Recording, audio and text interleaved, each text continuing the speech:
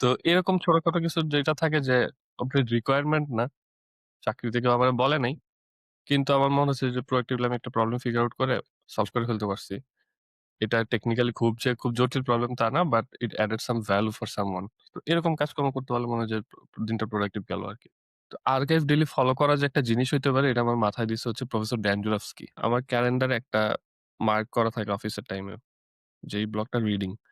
এইটাও আমার খুবই মানে আমি গ্রেটফুল আমার প্রফেসরের থেকে আমি শিখছি এই জিনিসটা টাইম ব্লকিং। এটাকে ওভার লিফে আসলে পেপার গুলো ট্র্যাক করতাম। পরে Google Doc-এ আসছে এবং ওভার দ্যা টাইম এটা বড় হইছে। প্রত্যেক বছরের জন্য একেকটা ডক।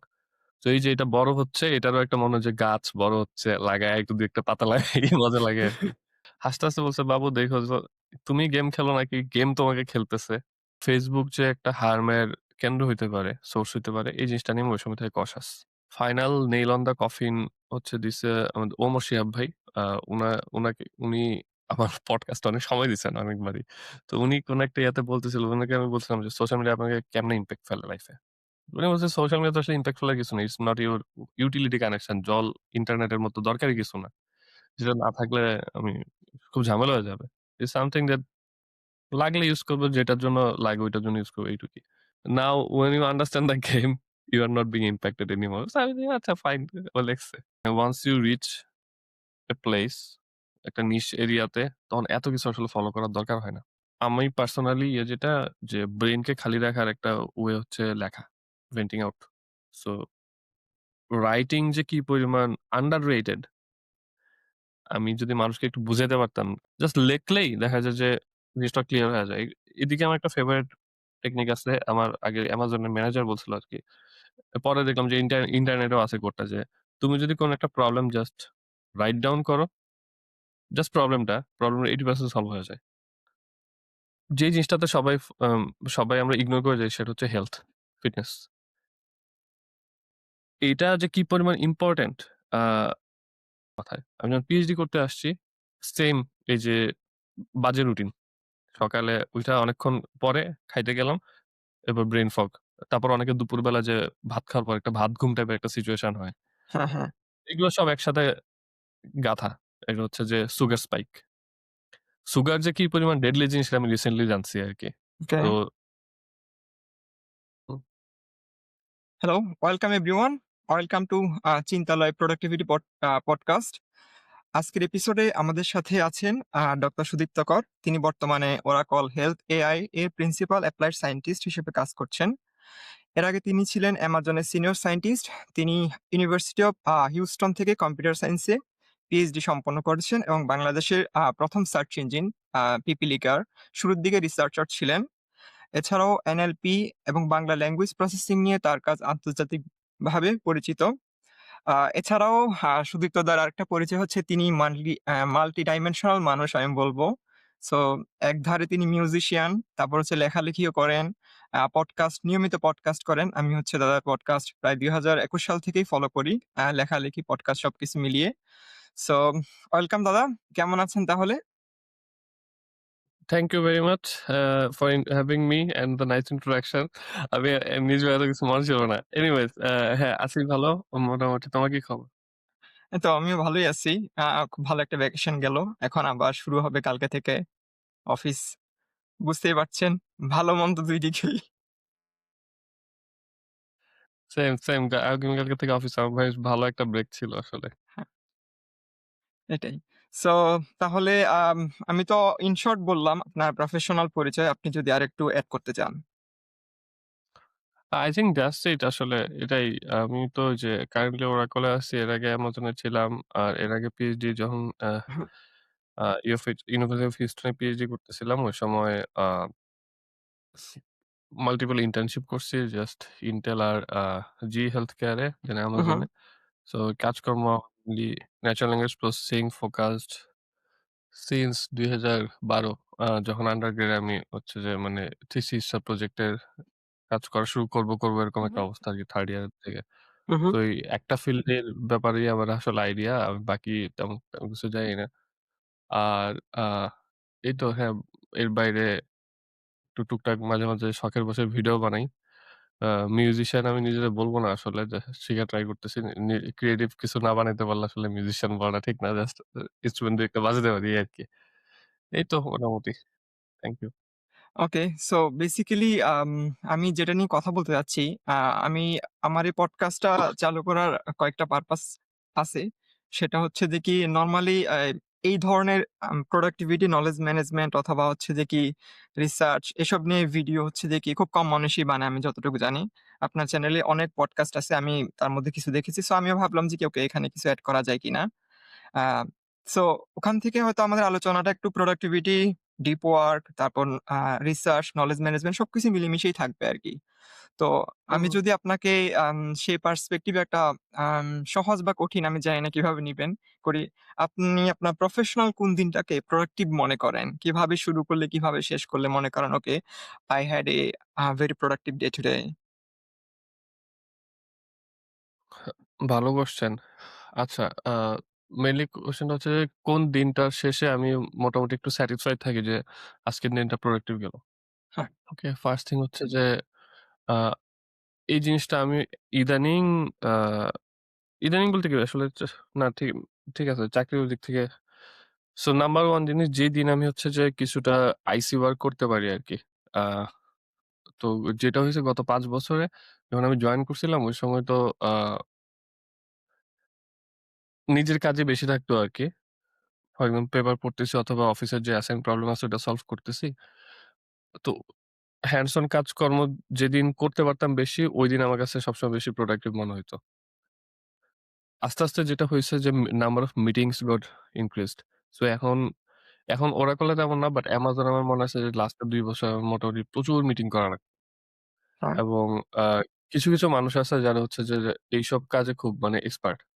যে তারা হয়তোবা দিনে ৮ ঘন্টা ওয়ার্ক আওয়ারে ৬ ঘন্টা মিটিং করতেছে, ৭ ঘন্টা মিটিং করতেছে। এবং তারা মিটিং এর মধ্যে বেশ প্রোডাক্টিভ। তো আমার ফর সাম রিজন আমার সবসময়ই হচ্ছে আইসি ওয়ার্ক এর দিকেই হচ্ছে যে ঝোঁকটা বেশি। নিজে হেডস ডাউন কাজ করতেছি। তো যেদিন আমি এরকম কাজ এখনো বেশি করতে পারি এবং মনে হয় যে দিন শেষে আমি একটা পার্টিকুলার প্রবলেম সলভ করে নিয়ে আসতে পারছি হুম, অথবা টিমের কোনো একটা ইস্যুতে আনব্লক করে দিয়ে আসতে পারছি। হুম, আ ওই দিনটা আমার কাছে মোটামুটি উম ৫টা বাজলে মনে হয় যে আচ্ছা স্যাটিসফ্যাকশন নিয়ে বের হইছি। আর খারাপ ধরলে বলা যায় যে যেদিন অ্যাকচুয়ালি আমি নিজে আইসি ওয়ার্ক তেমন একটা করতে পারিনি। কিছু, কিছু দিন থাকে যে মিটিং থাকে প্রচুর। বাট মিটিং গুলা এমন মিটিং না যে আ অন্যদের হোস্ট করা মিটিং আমার জয়েন করতে হইতেছে। অর্ধেক টাইমে বসে আছি। মানে যেটা মিন করতেছে কিছু, কিছু মিটিং থাকে যেখানে আই এম দ্যা লাইক ক স strong contributor or like very good stakeholder. আর কিছু, কিছু মিটিং থাকে জাস্ট ভিজিটর হিসেবে বইসা আছি। আমার তেমন কন্ট্রিবিউট করার কিছু নাই। কিন্তু থাকতে হচ্ছে। তো ঐরকম যেখানে কন্ট্রিবিউট করার স্কোপটা কম থাকে, যেই দিনটা ঐদিন মনে হয় যে আসলে খুব একটা প্রোডাক্টিভ যায় নাই আরকি। আর এছাড়া কিছু, কিছু ব্যাপার থাকে যে মাঝে, মাঝে হুটহাট কিছু আইডিয়া আসে মাথায়। আ অফিসেরই অনেক কাজকর্মে। আ ফর এক্সাম্পল খুব রিসেন্ট একটা এক্সাম্পল যদি দেই যে আমি হচ্ছে ৩-৪ হ্যাঁ, ৩-৪ সপ্তাহ আগে কাজ করতেছিলাম। আমি পর হ্যাঁ, এর আগের সপ্তাহ আমার ছিল অন কল। আ সো আমাদের তো টিপিক্যালি প্রোডাক্ট ইউস করে ডাক্তাররা। মেডিকেল ডেটা যেহেতু আসে এটা হচ্ছে অনেক multiple layers of a anonymization process শেষে একটা স্ক্র্যাপি ভার্সন আমরা হচ্ছে একটা ডেডিকেটেড সার্ভারে পাই। যেটা খুবই মানে সিকিউরড। এখন কোন একটা ডাক্তার যদি কোন একটা ইনসিডেন্ট রিপোর্ট করে যে আমাদের এই জিনিসটা আমার অমুক কেসে কাজ করে নাই, তখন ওই পার্টিকুলার ডেটাটা বাইর করে আনা খুব টাফ। মাল্টিপল ডেটাবেজে লুকআপ করতে হয়। কারণ উ জিনিসটা এরকমভাবেই সিস্টেম করা। যাতে একশটা ঠাস করে সব ডেটা আনা না যায়। এ কারণে কমপ্লায়েন্স এর অনেক ব্যাপার-স্যাপার থাকে। তো ডেটাটা এতটাই স্ক্যাটার্ড, মানে আমার ৩-৪ মাস লাগছে যে পুরো ডেটাটার সাথে ফ্যামিলিয়ার হইতে। তো হঠাৎ করে মনে হলো যে আচ্ছা আমি গত সপ্তাহে যখন অন কল ছিলাম তখন তো আমি যে এরকম কয়েকটা কেস আমি ডেটা বের করে নিয়ে আসছি। এই জিনিসটাকে মনে হয় একটা জাস্ট সিম্পল স্ক্রিপ্ট দিয়ে স্ট্রিমলাইন করে ফেলা যায়। কারণ এখানে স্ট্রিমলাইন করলে আমি আমার নিজের কাছে রাখতে পারবো ফর সিউর। আমি পরের বার অন করার সময় ইউজ করতে পারবো। But at the end of the day আমি যদি টিমের অন্যদের সাথে শেয়ার করি তখন হচ্ছে যে ওরা উইল বি মোর প্রোডাক্টিভ। কারণ ওদেরও ওই প্রত্যেকদিন বসে, বসে হচ্ছে যে ৬-৭ ঘন্টা স্পেন্ড করতে হবে যে ডেটা বাইর করতে। তো আমি স্ক্রিপ্টটা লিখে ফেললাম, জাস্ট ২ ঘন্টার মতো লাগলো। শেয়ার করে দিলাম এবং পরের প্রত্যেক উইকেই হচ্ছে দেখা যায় একজন যারা অনকল থাকে আমাকে রিচ আউট করছে, "এই স্ক্রিপ্টটা তো ম্যাজিক।" তো এরকম ছোটখাটো কিছু যেটা থাকে যে কমপ্লিট রিকোয়ারমেন্ট না, চাকরিতে কেউ আমারে বলে নাই। কিন্তু আমার মনে হচ্ছে যে প্রোয়েক্টিভলি আমি একটা প্রবলেম ফিগার আউট করে সলভ করে ফেলতে পারছি। এটা টেকনিক্যালি খুব জটিল প্রবলেম তা না, but it added some value for someone. তো এরকম কাজকর্ম করতে পারলে মনে হয় যে দিনটা প্রোডাক্টিভ গেল আরকি। আচ্ছা, খুব ভালো একটা এক্সাম্পল দিলেন। ওকে। সো আপনার হচ্ছে যে কি আরো কিছু জিনিস আমি হয়তো মাঝে, মাঝে ফলো করি। সেটা হচ্ছে আপনি রিসেন্ট রিসার্চ এর সাথে আপডেটেড থাকেন বেসিক্যালি। যেমন আমার ফিল্ডের কথা বলতে গেলে আমাদের ফিল্ডে এই জিনিসটা ডিফিকাল্ট। কারণ আমাদের ফিল্ডের মানুষজন মেক্সিমামই হচ্ছে আর্কাইভ ইউজ করে না। হয় পেপারগুলো হচ্ছে IEEE তে আসে বা ইয়েতে আসে। তো সেক্ষেত্রে এই আপডেটেড থাকার জন্য আপনি হচ্ছে আসলে সপ্তাহে বা দিনে কিরকম টাইম ইনভেস্ট করা লাগে সেটা আপনি কিভাবে এই চাকরির পাশাপাশি ফিগার আউট করে নেন আসলে এই জিনিসটা করার জন্য? এটা গুড পয়েন্ট। এটা আমার আসলে লম্বা দিনের অনেক দিনের অভ্যাস আরকি। এটা শুরু হইছে ২০১৮-১৯ এর দিকে। ২০২৫ এ আমি খুব একটা আপ টু ডেট থাকতে পারি নাই। আ তো আমি এর আগে কি করতাম আমি ওইটা আসলে বলি। পিএইচডি যখন করতাম ওই সময় তো আসলে আমার ল্যাবে মানে আমার প্রফেসর রুল ছিল যে আমি যে জিনিস নিয়ে কাজ করতেছি ওইটা রিলেটেড এট লিস্ট একটা পেপার আমার প্রত্যেক উইকে পড়তে হবে। অ্যান্ড তারপরে জানাইতে হবে যে মানে উইকলি যে মিটিংটা আছে ওইটাতে একটা সামারি প্রেজেন্ট করতে হতো। সো ওই যে পেপার ডাইজেস্ট করে হচ্ছে যে আবার একটা সামারি প্রোডিউস করা ওই অভ্যাসটা ওই সময় থেকে হয়ে গেছে আস্তে, আস্তে। যে নিজের ভাষায় একটা ছোট্ট সামারি লেখা হোক এটা মানে হাই লেভেলের ২-৩ লাইন। তো এটাতে ওই অভ্যাসটা হইছে। আর ২০১৮ তে আমি যখন জি হেলথ কেয়ার এ ইন্টার্ন করতে গেছি ওই সময়টা পার্টিকুলারলি আমার মনে আছে। আমি হচ্ছে ওই সময় Twitter এ আর LinkedIn ছিল একটা সোর্স আপ টু ডেট থাকার। আমাদের ফিল্ডের অনেক মানে ভালো প্রফেসর তাদের ভালো, ভালো ল্যাবের স্টুডেন্টরা সবাই LinkedIn Twitter এ বেশ অ্যাক্টিভ। অ্যান্ড ওই সময়টা পার্টিকুলারলি স্পেশাল ছিল কারণ ওই সময় লার্জ ল্যাঙ্গুয়েজ মডেলের মোটামুটি আগের স্টেজটা করতেছিল ওই সময় যে BART নামে একটা মডেল আসছিল। হুম, BART এর পরে এটা ExcelNet এরকম প্রায় ২-১ সপ্তাহ পর কিছু মডেল আসতো। A language model. ওইটা একটা নতুন রিসার্চ এর স্ট্রিম ছিল। আমার হুট করে এই জিনিসটা খুব মজা লাগতো। আ যে ফিল্ডটা তো খুব drastically চেঞ্জ হইছে এবং দেখা গেল যে ওই সময় একটা জিনিস ওই যে নতুন বুঝতে পারছি যে ওই ফিল্ডটা এখন মোর ট্রেন্ডিং। আজকে অমুক মডেল আইসা বেঞ্চমার্ক বিট করতেছে, কালকে তমুক মডেল এসে বেঞ্চমার্ক বিট করতেছে। আমার যদিও এটা থিসিস এর সাথে ডিরেক্টলি রিলেটেড না। তাইলে তাও মানে এই জিনিসটা আমি ট্র্যাক করতাম কারণ ওই জিনিসটাকে আমি কোনভাবে আমার রিসার্চ এ এড করার ট্রাই করতাম। যে বার্ট কি আমার থিসিসে এড করা যায় কিনা।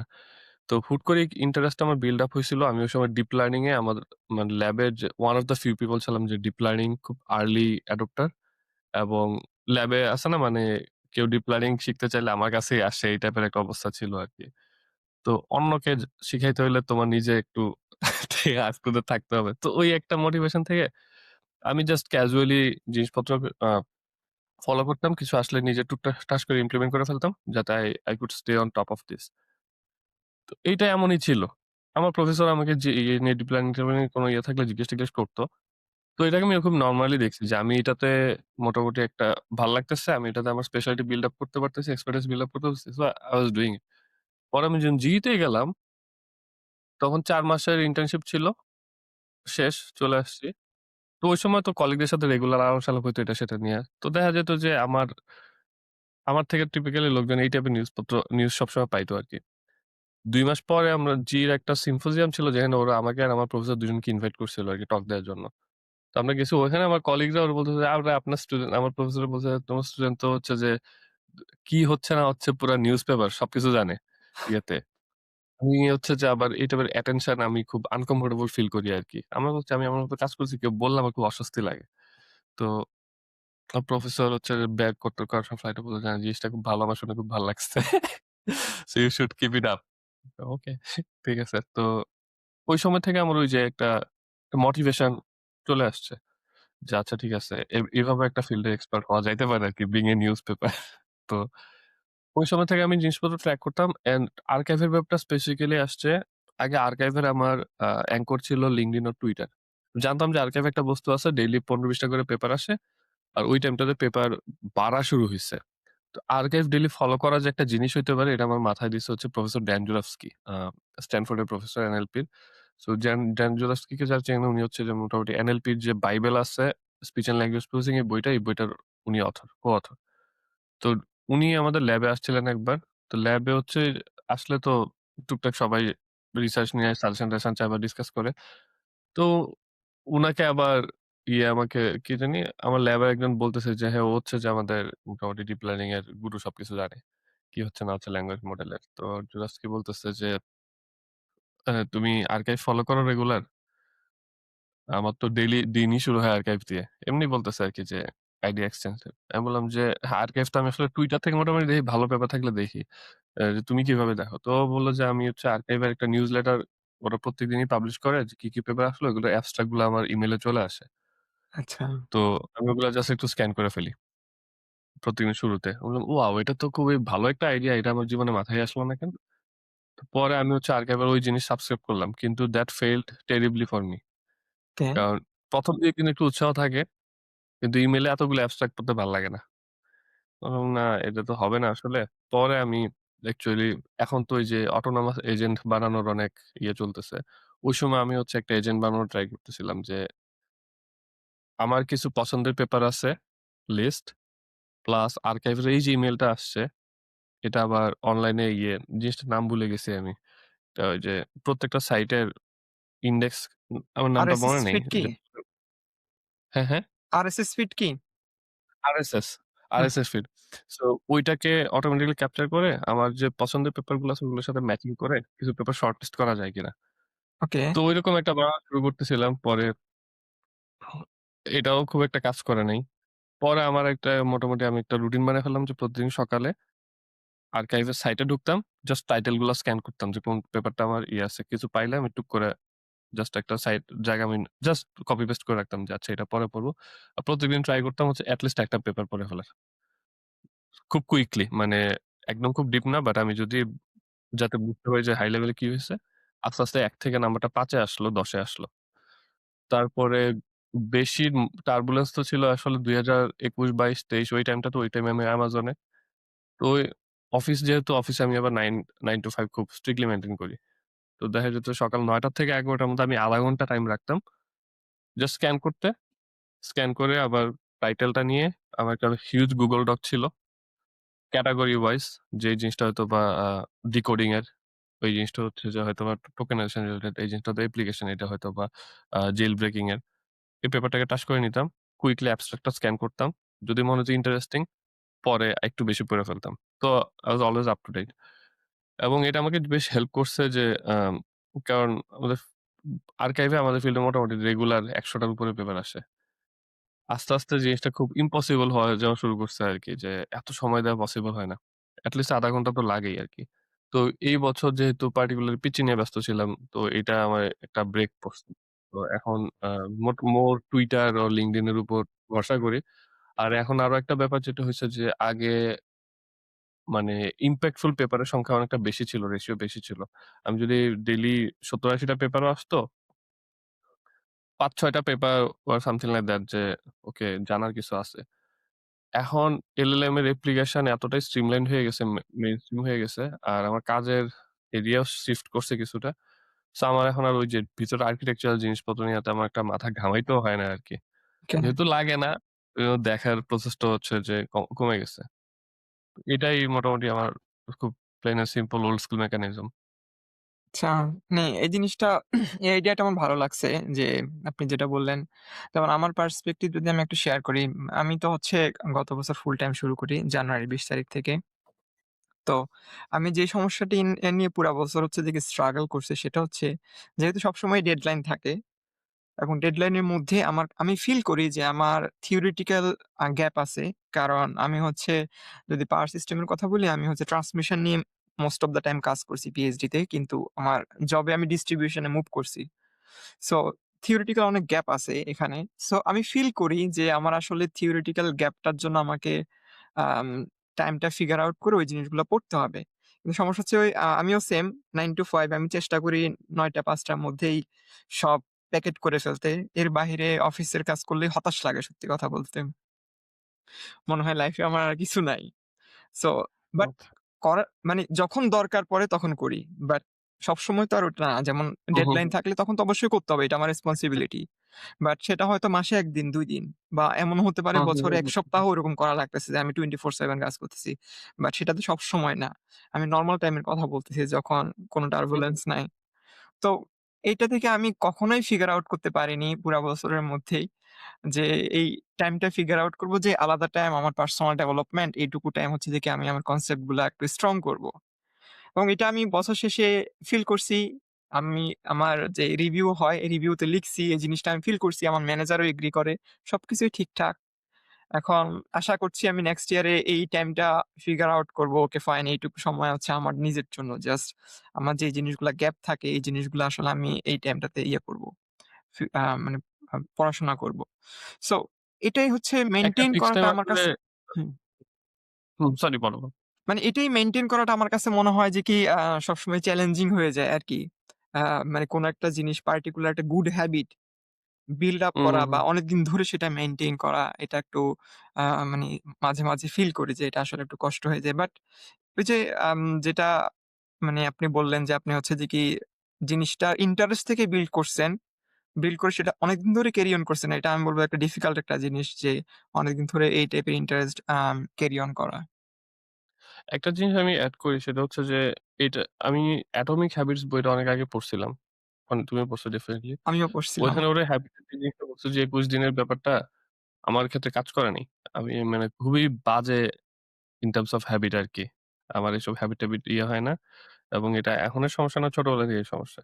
সো এইটা পার্টিকুলারলি আমি বলব যে ২ টা কারণে কাজ করছে। ওই যে যেটা বললাম যে ইন্টারেস্ট একটা জিনিস আমার খুব মজা লাগে।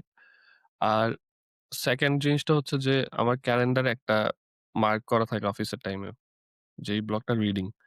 এইটাও আমি আমার খুবই মানে আমি গ্রেটফুল আমার প্রফেসরের থেকে আমি শিখছি এই জিনিসটা টাইম ব্লকিং। আ এবং প্রফেসরকে দেখতাম যে সে খুব রিলিজিয়াসলি ফলো করত। আমরা যখন ল্যাবে ছিলাম ওই সময় হুট করে দেখলাম যে তাকে কখনো দুপুর ২:৩০ থেকে ৩:৩০ টায় পাওয়া যায় না। ওকে। সে অলওয়েজ ক্যালেন্ডার। তো একদিন জিজ্ঞেস করলাম তাকে যে, "কই যাও?" ২:৩০ ৩:০০ থেকে ৪:০০ এরকম একটা ১ ঘন্টা। সে বলল, "ও আচ্ছা আমি তো ওই সময় জিমে থাকি।" হোয়াট? অফিস আওয়ারে তুমি জিমে এবং রেগুলার মানে মেইনটেইন করতেছি এই জিনিসটা। তখন বলছে, "হ্যাঁ, আমি যদি ইয়েতে মার্ক না করি তাইলে আজকে যাবো, কালকে যাবো না এরকম একটা ইয়ে থাকে।" সো এটা তেইশ অন মাই ক্যালেন্ডার আমি most of the time make করতে পারি। আর একটা মাথায় থাকে যে এই টাইমটা আমার ফ্রি রাখতে হবে। তো ব্যাপারটা অনেকটা এরকম যে আমরা যে ওই যে ৯ঃ০০-৫ঃ০০ র যে ব্লকটা, এটা তো আমাদের অফিস আওয়ার। আমরা কখনোই কোনো এক্সকিউজ বাইর করতে পারি না যে ৯ঃ০০-৫ঃ০০ র সময় অন্য কিছু করার জন্য। তো তুমি যদি একটা টাইম এরকম নিজের কাছে কমিটেড থাকো যে এই টাইমটা এই ০.৫ ঘন্টা আমি দেখব অন্য কোনো কিছু এটাতে আসতে পারবে না। আমি যদি ১০ টার সময় আমার পিচ্চিকে আবার স্কুল থেকে পিক করার টাইম থাকে, দুনিয়ার কোনো কিছু কিন্তু আমাকে এখান থেকে সরাইতে পারবে না। তো এরকম যদি কমিটমেন্ট না থাকে আসলে এটা মেইনটেইন করা টাফ। So okay. কমিটমেন্ট ২ টাই ইয়ে। আর আরেকটা বলব যে 3rd জিনিস আমার ক্ষেত্রে যেটা কাজ করছে, তুমি এটাতে রিলেট করতে পারবে। তুমি যখন Notion এ সরি Obsidian এ নোট লেখো, এটা কিন্তু অনেকটা শোকেজের মতো হয়। আস্তে, আস্তে বড় হইতে থাকে। আমার কিন্তু দেখতে ভাল লাগে। তো আমি শুরুতে লেটেকে ওভারলিফে আসলে পেপার গুলো ট্র্যাক করতাম। পরে Google Doc এ আসছে এবং ওভার দ্যা টাইম এটা বড় হইছে। প্রত্যেক বছরের জন্য একেকটা ডক। তো এই যে এটা বড় হচ্ছে এটারও একটা মনে হয় যে গাছ বড় হচ্ছে, লাগায় একটু ২ ১ টা পাতা লাগাই মজা লাগে আরকি। হ্যাঁ, ভালো কথা এই বলছেন। এই আইডিয়াটা আমি অনেকগুলা বইতে পড়ছি যে ব্লক করে রাখা, টাইম ব্লক করে রাখা। সো কিছু, হুম, কিছু হুম। জিনিসের জন্য আমি টাইম ব্লক করে রাখি কিন্তু এটার জন্য করা হয়নি। মানে আসলে সত্যি কথা এটা ওইটা আমি এবার আই ট্রাই থিংক এটা করব। নরমাল হিউম্যান এরর এটা আমারও হয়। হুম। আমার প্রত্যেক শুক্রবার একটা টাইম ব্লক করে রাখা যে YouTube এর ভিডিও-টিডিও এগুলোর জন্য একটু রিসার্চ করা, পডকাস্ট এর জন্য রিসার্চ করা। ইট নেভার হ্যাপেনস নাও-এ-ডেজ আরকি।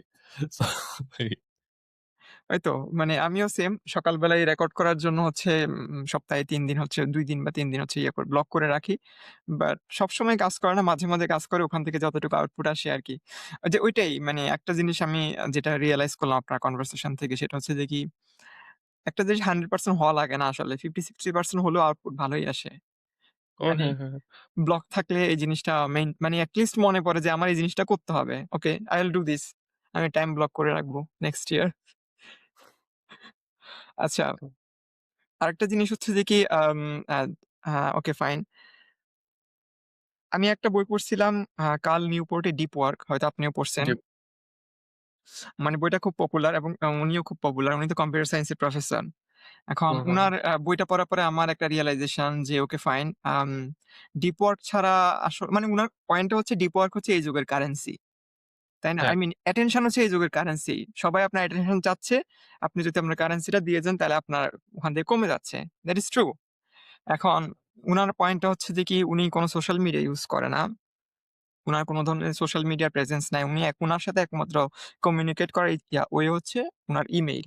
সো এটা উনাকে ডিপ ওয়ার্ক করতে অনেক হেল্প করে। উনি রিকমেন্ড করে সবাইকে যে যাতে সবাই ডিপ ওয়ার্কটা ফোকাসড করে বা এই ডিস্ট্রাকশন গুলো লাইফ থেকে দূর করে, নোটিফিকেশন গুলো দূর করে। সো কন্ট্রাডিকশন টা হচ্ছে যে কি আমিও একসময় এটা ফলো করছি। আমিও একসময় সোশ্যাল মিডিয়া তেমন ইউজ করতাম না। যখন পিএইচডি করছিলাম বা ইন্টার্নশিপ ছিল, তখন Facebook এ তেমন ঢুকাই হতো না। মানে অ্যাপই ছিল না সত্যি কথা বলতে।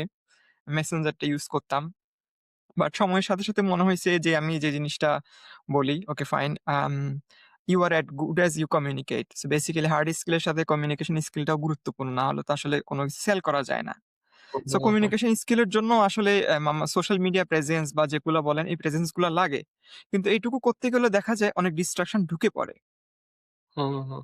এখন আপনাকে দেখি যে কি আপনি একেবারে রিজিড টাইমের মধ্যে আসেন, রিজিড টাইমের মধ্যে অনলাইন হন, অফলাইন হন বা হচ্ছে যে কি এই জিনিসটা আসলে কিভাবে রিগোরাসলি মেইনটেইন করেন? আমার কাছে এই জিনিসটা সবসময় স্ট্রাগলিং মনে হয়। যখন থেকে আমি সোশ্যাল মিডিয়া ইউজ করি। মানে এই বছর থেকেই মোটামুটি সিরিয়াসলি ইউজ করি আরকি। এর আগে আমি মোটামুটি গ্যাপ দিয়েছিলাম আরকি পিএইচডির জন্য। আমি ওরকম Facebook আসলে ওরকম মানে মাইপের অ্যাপ ইউজ করি না। এটা ওভার দ্যা ইয়ার্স আমার মধ্যে চেঞ্জ আসছে আরকি। আই থিংক Facebook এ আমি কাইন্ডা এডিক্টেড এর মতো ইউজ করতাম ২০১১-১২ ওই টাইমটাতে। বয়স অল্প হুম, ছিল। তারপরে ওই সময় একটু ফেম-টেম জিনিসটা ভাল লাগতো। আ লেখালেখির কারণে অনেকে চিনতো। তারপর পিপলিকের কারণে অনেকে চিনতো। এবং এই যে অ্যাটেনশন পাইলে ভাল লাগতো। তো আমার ক্ষেত্রে যেটা হইছে, আমি এটার আদার সাইডটাও দেখছি সময়। তো আর আমি এগুলা নিয়ে অনেক আগে থেকে হচ্ছে এলার্ট যে আমার বাপাই হচ্ছে যে আমাকে ছোটবেলায় একটা জিনিস খুব ভালো মতো শিখাইছিল। সেটা হচ্ছে যে এটা খুব সম্ভবত ছোটবেলায় বলতে ক্লাস 10 সরি কলেজের দিকে আমি কম্পিউটার কেনা হইছিল। কম্পিউটারে গেম খেলতেছিলাম। তো গেম তো নরমাল পারতো। আমার বাবা খালি ক্যাজুয়ালি বলছিল। সে কখনোই বলে নাই গেম খেলো না বেশি বা এরকম ভাবে বলে নাই। খালি হাসতে, হাসতে বলছে, "বাবু দেখো তুমি গেম খেলো নাকি গেম তোমাকে খেলতেছে? কি মনে হয়?" এটা আমাকে প্রচন্ড নাড়া দিছিল মাথায় আরকি। তো সোশ্যাল মিডিয়াটার ক্ষেত্রে শুরুতেও আমিও তো ছিলাম না ওই সময় সামারিন ব্লগ আর Facebook এ প্রচুর সময় কাটাতাম। আর Facebook তো আসলে ঐরকম আলোড়ন আসা শুরু হইছে ২০১৩ র দিকে ওই যে গণজাগরণ মঞ্চটার পরে। এর আগে তো আসলে Facebook অত বাংলাদেশে পপুলার ছিল না। Facebook সেলিব্রিটি ব্যাপারটা ছিল না। তো ২০১৩ র দিকে আমি আবিষ্কার করলাম যে Facebook সেলিব্রিটির এটার ডাউন সাইড টা কি, কি? মানে এটা পার্সোনাল লাইফ এ কেমনে ইমপ্যাক্ট ফেলা শুরু করে। তো ওই সময় থেকে আমি জিনিসটা নিয়ে কশাস কিন্তু কমাইতে পারিনি। ১৫ তে যখন মানে বাইরে আসলাম তখনও হচ্ছে যে যেহেতু আমি স্বাস্থ্যের one of the first few people যারা হচ্ছে ইউএসএ তে মানে ওই যে জেআরডি ফুল ফান্ড নিয়ে আসছি। স্বাস্থ্যের বইটা যেমন অহরহ স্বাস্থ্য ওরকম ছিল না। তো এই কারণে অনেকে কনট্যাক্ট করা শুরু করছে এবং ওইটাও আমাকে কিছুটা অ্যাটেনশন দিছে। ওই সময় গিয়ে আমি একটা জিনিস আবিষ্কার করছি যে আচ্ছা ওরা যে এই যে এত ভাই, ভাই করতেছে, হোয়াই? এটা তো আসলে এমন না যে ছোট থাকতে যেটা আইডিয়া থাকে ওরা মানে আমাকে ভালোবাসে। তো ১৫ দিকে তো এটা আমার কাছে মোর ক্লিয়ার যে এটা ইস জাস্ট আ ট্রান্সেকশন। আমার ভ্যালু কোন জায়গায়? তো এটাকে আসলে লাইফ এ সবকিছু ভাবলে হবে না। আ এবং এটা আমাকে আরেকটু আগে শিখছি। কারণ ২০১৪ দিকে আমি যখন ক্যাম্পাসে ছিলাম ওই সময় ছাত্রলীগ প্রচন্ড উৎপাত শুরু করছিল ইয়াতে ক্যাম্পাসে। ওই সময় আমি স্টুডেন্ট না, আমি ওই সময় চাকরি করি। চাকরি করি তো আমার বন্ধু-বান্ধব সবাই মোটামুটি প্রায় ক্যাম্পাসের বাইরে। অল্প কয়েকজন আছে জুনিয়ররা আছে। তো ওই সময় Facebook কে কেন্দ্র করে অনেক ঘটনা ঘটছে ক্যাম্পাসে। Facebook এ কেউ হয়তোবা কোন সরকারকে একটু ক্রিটিসাইজ করছে। দেখা গেল যে ওই সময় শিবির নাই তো ছাত্রলীগের কচি, কচি পোলাপাইন আইসা তো সিনিয়রকে পিটাচ্ছে। তো Facebook আর এর আগেও যে কয়েকজন ব্লগার হত্যাকাণ্ড হইলো তখন Facebook যে একটা হার্মের কেন্দ্র হইতে পারে, সোর্স হইতে পারে এই জিনিসটা নিয়ে আমি ওই সময় থেকে কশাস। যে এটা এমন একটা জায়গা না যেখানে যা মন চায় তাই করা যাবে। তারপর এর আগেও ওই টাইমটাতে আমার পলিটিক্যাল অনেক কিছু নিয়ে হচ্ছে যে অনেকের সাথে আর্গুমেন্ট হতো। ওই সময় এগুলো নিয়ে আমি প্রচুর স্ট্যাটাস-ট্যাটাস দিতাম। এগুলো নিয়ে ফ্যামিলি লাইফ এও বেশ ঝামেলা হইছে। তো আমি ওই যে ডাউন সাইড টা ওই সময় দেখছি যে আচ্ছা এবং এছাড়াও আমার একটা মাথায় আসছে যে, "Is it worth it?" আমি যে এই যে আমি পড়াশোনা, কাজকর্ম বাদ দিয়ে একটা distraction ওই জায়গাটাতে আছে। কে আমার কি বলল এটা নিয়ে আমি মাথা ঘামাচ্ছি। এটার অ্যাকচুয়ালি কোনো ইমপ্যাক্ট অর ভ্যালু আছে কিনা? নাকি জিনিসটা হুদাই। তো ওই সময় থেকে আমি আস্তে, আস্তে জিনিসটা কন্ট্রোল করা স্টার্ট করছি। Final nail on the coffin হচ্ছে দিছে আমাদের ওমর শিহাব ভাই। আ উনি আমার পডকাস্টে অনেক সময় দিছেন অনেকবারই। তো উনি কোন একটা ইয়াতে বলতেছিল, উনাকে আমি বলছিলাম যে, "সোশ্যাল মিডিয়া আপনাকে কেমনে ইমপ্যাক্ট ফেলে লাইফে?" উনি বলছে, "সোশ্যাল মিডিয়া তো আসলে ইমপ্যাক্ট ফেলার কিছু না। It's not your utility connection. জল ইন্টারনেটের মতো দরকারি কিছু না। যেটা না থাকলে আমি খুব ঝামেলা হয়ে যাবে। ইটস সামথিং দ্যাট লাগলে ইউজ করব, যেটার জন্য লাগে ওইটার জন্য ইউজ করব এইটুকুই।" ওইটা আমাকে কমপ্লিটলি ট্রান্সফর্ম করে দিছে আরকি। তো এর আগে আমার কিছু হ্যাবিট ছিল। এটার পরে হ্যাবিট গুলো আরেকটু স্ট্রং হইছে। যেমন আমি কখনোই social Facebook endless doom scrolling করি না। আ আমার কিছু মানে রুল আছে ছোটখাটো। যেমন আমি নাম্বার 1 জিনিস, আমি যে এসব পোস্ট করি, আউটগোয়িং পোস্টে কি কমেন্ট আসছে আমি কখনো পড়ি না। কারণ আমি লাইক গণি না কয়টা লাইক পড়ছে। কে লাইক দিছে আমি কখনো দেখি না। কে শেয়ার করছে আমি কখনো দেখি না। Those numbers mean nothing to me. তো এটা একদিক দিয়ে ভালো, মানে আমি মেইনটেইন করতে পারি বিকজ আমি Facebook থেকে কিছু রিটার্ন এর আশা করি না। অনেকে আগে একটা জিনিস হচ্ছে লাইক করলে ভাল লাগতো। এখন I don't care. এখন আবার একটা নতুন হাতছানি আসছে যে Facebook এ ইয়ে রিচ-টিচ ভালো হইলে টাকা-পয়সা পাওয়া যায়। সো যদি এটা একটা ডিপেন্ডেন্সি থাকতো তখন হয়তোবা আমি দেখতাম। যেহেতু ডিপেন্ডেন্সি না, I don't watch it. So comment না দেখলে যেটা হয়, Facebook এমন একটা জায়গা, তুমি হয়তোবা লিখছো যে আকাশের রং আজকে নীল। হু, হু। নিচে একজন কমেন্ট, গতকালকে তো কমলা ছিল ওটা বললেন নাই কেন? আপনি নিশ্চয়ই হচ্ছে ইন্ডিয়ার দালালি করেন। ঠিক আছে? তো massive different group of stupid people are there. এবং যে যার মন চাচ্ছে তার স্টুপিড আসলে বলা মানে ওভার হয়ে গেল। বাট খুব ডিফারেন্ট পার্সপেক্টিভ এর লোকজন তাদের লেন্স থেকে সবকিছু দেখে এবং সব কমেন্ট পড়লে মাথা ঠিক রাখা পসিবল না। আরেকটা এবং পপুলার এটা কমেন্ট আমি বলি যে, আম "এত বড় কোম্পানিতে চাকরি করে, পিএইচডি করে তুমি এ কথা বলছো, তোমার থেকে এটা আমি আশা করিনি।" এটা খুব আচ্ছা, কমন, আচ্ছা। এটা খুব কমন। বুয়েটে পড়ে ছেলেপেলে এই কথা বলছে, এটা তো আশা করিনি। তারপর হ্যাঁ, অমুক হ্যাঁ। জায়গায় ইয়ে করে এটা বলছে, এটা তো আশা করিনি। যে চাষা-ভুষা এই কথা বলতেছে, এটা তো নরমাল। মানে যুক্তির সাথে পেশা টেনে এনে তাকে সেইম করা, এটা খুবই হ্যাঁ, কমন হ্যাঁ, হ্যাঁ। একেবারে। That's something that আমরা দেশি পিপল ডু ভেরি ওয়েল আরকি। মানে আমি নিজে গর্তে আছি, বাকি গর্তে নামাবো। তো এই কারণে আমি Facebook কমেন্ট দেখি না। এটা হচ্ছে আমাকে খুব হেল্প করে। কারণ কমেন্ট দেখলে যেটা হয় যে আরেকটা পোস্ট করতে বা কিছু একটা রিপ্লাই দিলে ট্রিগার হয়। সো ওই যে সেলফ কন্ট্রোল এর ব্যাপারটা, এটা শুধু Facebook না, অনেক কিছুতেই হেল্প করে। Because once you learn to regulate yourself, শুধু একটা ক্ষেত্রে না, সবকিছুরই রেগুলেট করা যায়। তো এই রেগুলেশনটা আরো এক্সপ্যান্ড করছে। 2nd থিং সেটা হচ্ছে যে আগে একটা টেনডেন্সি কাজ করত। হোম পেজে কিছু একটা ট্রিগারিং দেখলে ওইটা নিয়ে একটা পোস্ট দেওয়া। Directly or indirectly. বা ট্রেন্ডিং নিউজ ওইটা নিয়ে একটু পোস্ট দেওয়া। আচ্ছা, লাইক পড়তেছে ভালোই লাগে। সো এটা আমার দেখা গেছে যে কন্ট্রোল হয়ে গেছে। এখন দুনিয়া যত ট্রেন্ডিং কিছুই হোক, I don't care. এবং Facebook আমাকে এরকম ট্রিগার করার অনেক চেষ্টা করে। যেমন আমি এর আগে কাকে জানি বলতেছিলাম। আমি যদি এখন হোম পেজে ঢুকি, নাম্বার 1 জিনিস, আরেকটা জিনিস যেটা হোম পেজে আমি স্ক্রল করি না। সো কি হচ্ছে না হচ্ছে I don't care. মাঝে মাঝে আমি স্ক্রল করি এবং সেটা হচ্ছে যে কিরকম, ওই যে মাইক্রো পকেট টাইম থাকে না? হু, হু। হাতে সময় আছে। কি করব? আচ্ছা, Facebook এ একটু ঢুকি। তো আমার Facebook এ ফোনে এতদিন অ্যাপ ছিল না। আমি ব্রাউজার দিয়ে ঢুকতাম। সো ব্রাউজার এক্সপেরিয়েন্স টা খুব একটা ভালো না। তো তুমি একটু স্ক্রল করার পর আর স্ক্রল করতে ইচ্ছা করবে না। রিসেন্টলি আমি অ্যাপটা ইনস্টল করছি একটা কাজে। ওইটা তো আবার টাইমার দিয়ে রাখছি যে ১ ঘন্টার বেশি দিন যাতে ক্রস না করে। So you get that limit here. Now ইয়েতে Facebook হচ্ছে যে পন্ডিতি করতে গিয়ে আমার একটা হেল্প করে দিয়েছে সেটা। গত বছর একটা স্ট্যাটাস দিছিলাম। আমি ছোট্ট একটা ডেটা এনালাইসিস করছিলাম আরকি। কারণ আমি Facebook এ যখনই ঢুকতাম, এখনো যখন ঢুকি, অলওয়েজ আমার ১ম পোস্টটাই একটা স্পেসিফিক পারসন থেকে আসে। একটা স্পেসিফিক পারসন এর পোস্ট, যাকে হচ্ছে যে ওই সাময়িক ব্লগের টাইমে আমরা ছাগু বলতাম। ঠিক আছে? সো তার এমন একটা পোস্ট দেখলে তোমার মনে হবে যে, "এ কি মাথায় ঘিলু নাই?" ধরো যে বাতাস খুব জোরে বইতেছে। সে এটারও কোনভাবে একটা ইন্ডিয়ার সাথে সম্পর্ক হয় না। হিন্দুদের সাথে সম্পর্ক হয় না। এরকম একটা কিছু একটা করবে। মানে ২-১ টা জিনিস ট্রু। সবকিছু কিন্তু ট্রু না। তো এবং এটা দেখে লিটারেলি ট্রিগার কিন্তু হই। এবং কমেন্ট করতে হাত নিঃফিস করে এবং Facebook এটাই চায়। তো সত্য কথা। আমি যেটা করতাম যে আনফ্রেন্ড করতাম না, কিছু করতাম না। আমি জাস্ট আনফলো করে দিতাম এই পারসনটাকে। এবং আমি সারপ্রাইজিংলি খেয়াল করতাম পরের বার ঢুকলে সিমিলার একটা পোস্ট এবার আরেকজন থেকে। সো ফিগার আউট করলাম যে Facebook এর কাছে আসলে একটা স্ট্যাক আছে। লোকজনগুলোকে ক্যাটাগরাইজ করা। একটা বাইর করে সে। তাকে যদি আনফলো করে দেই, সে আরেকটা এবার বাইর করে। কিন্তু কখনোই ২ জনকে একসাথে দেখায় না। যে মাস আনফলো না হয়। এভাবে সে আমাকে এ অ্যাটেনশন গ্র্যাব করার ট্রাই করে। তো এটা বুঝার পরে নাও when you understand the game you are not being impacted anymore. So আমি বলি, আচ্ছা ফাইন ও লেখছে। তো ইগনোর করার একটা ভালো ক্যাপাবিলিটি আমার গ্রো করছে ওভার দ্যা টাইম। তো ওকে।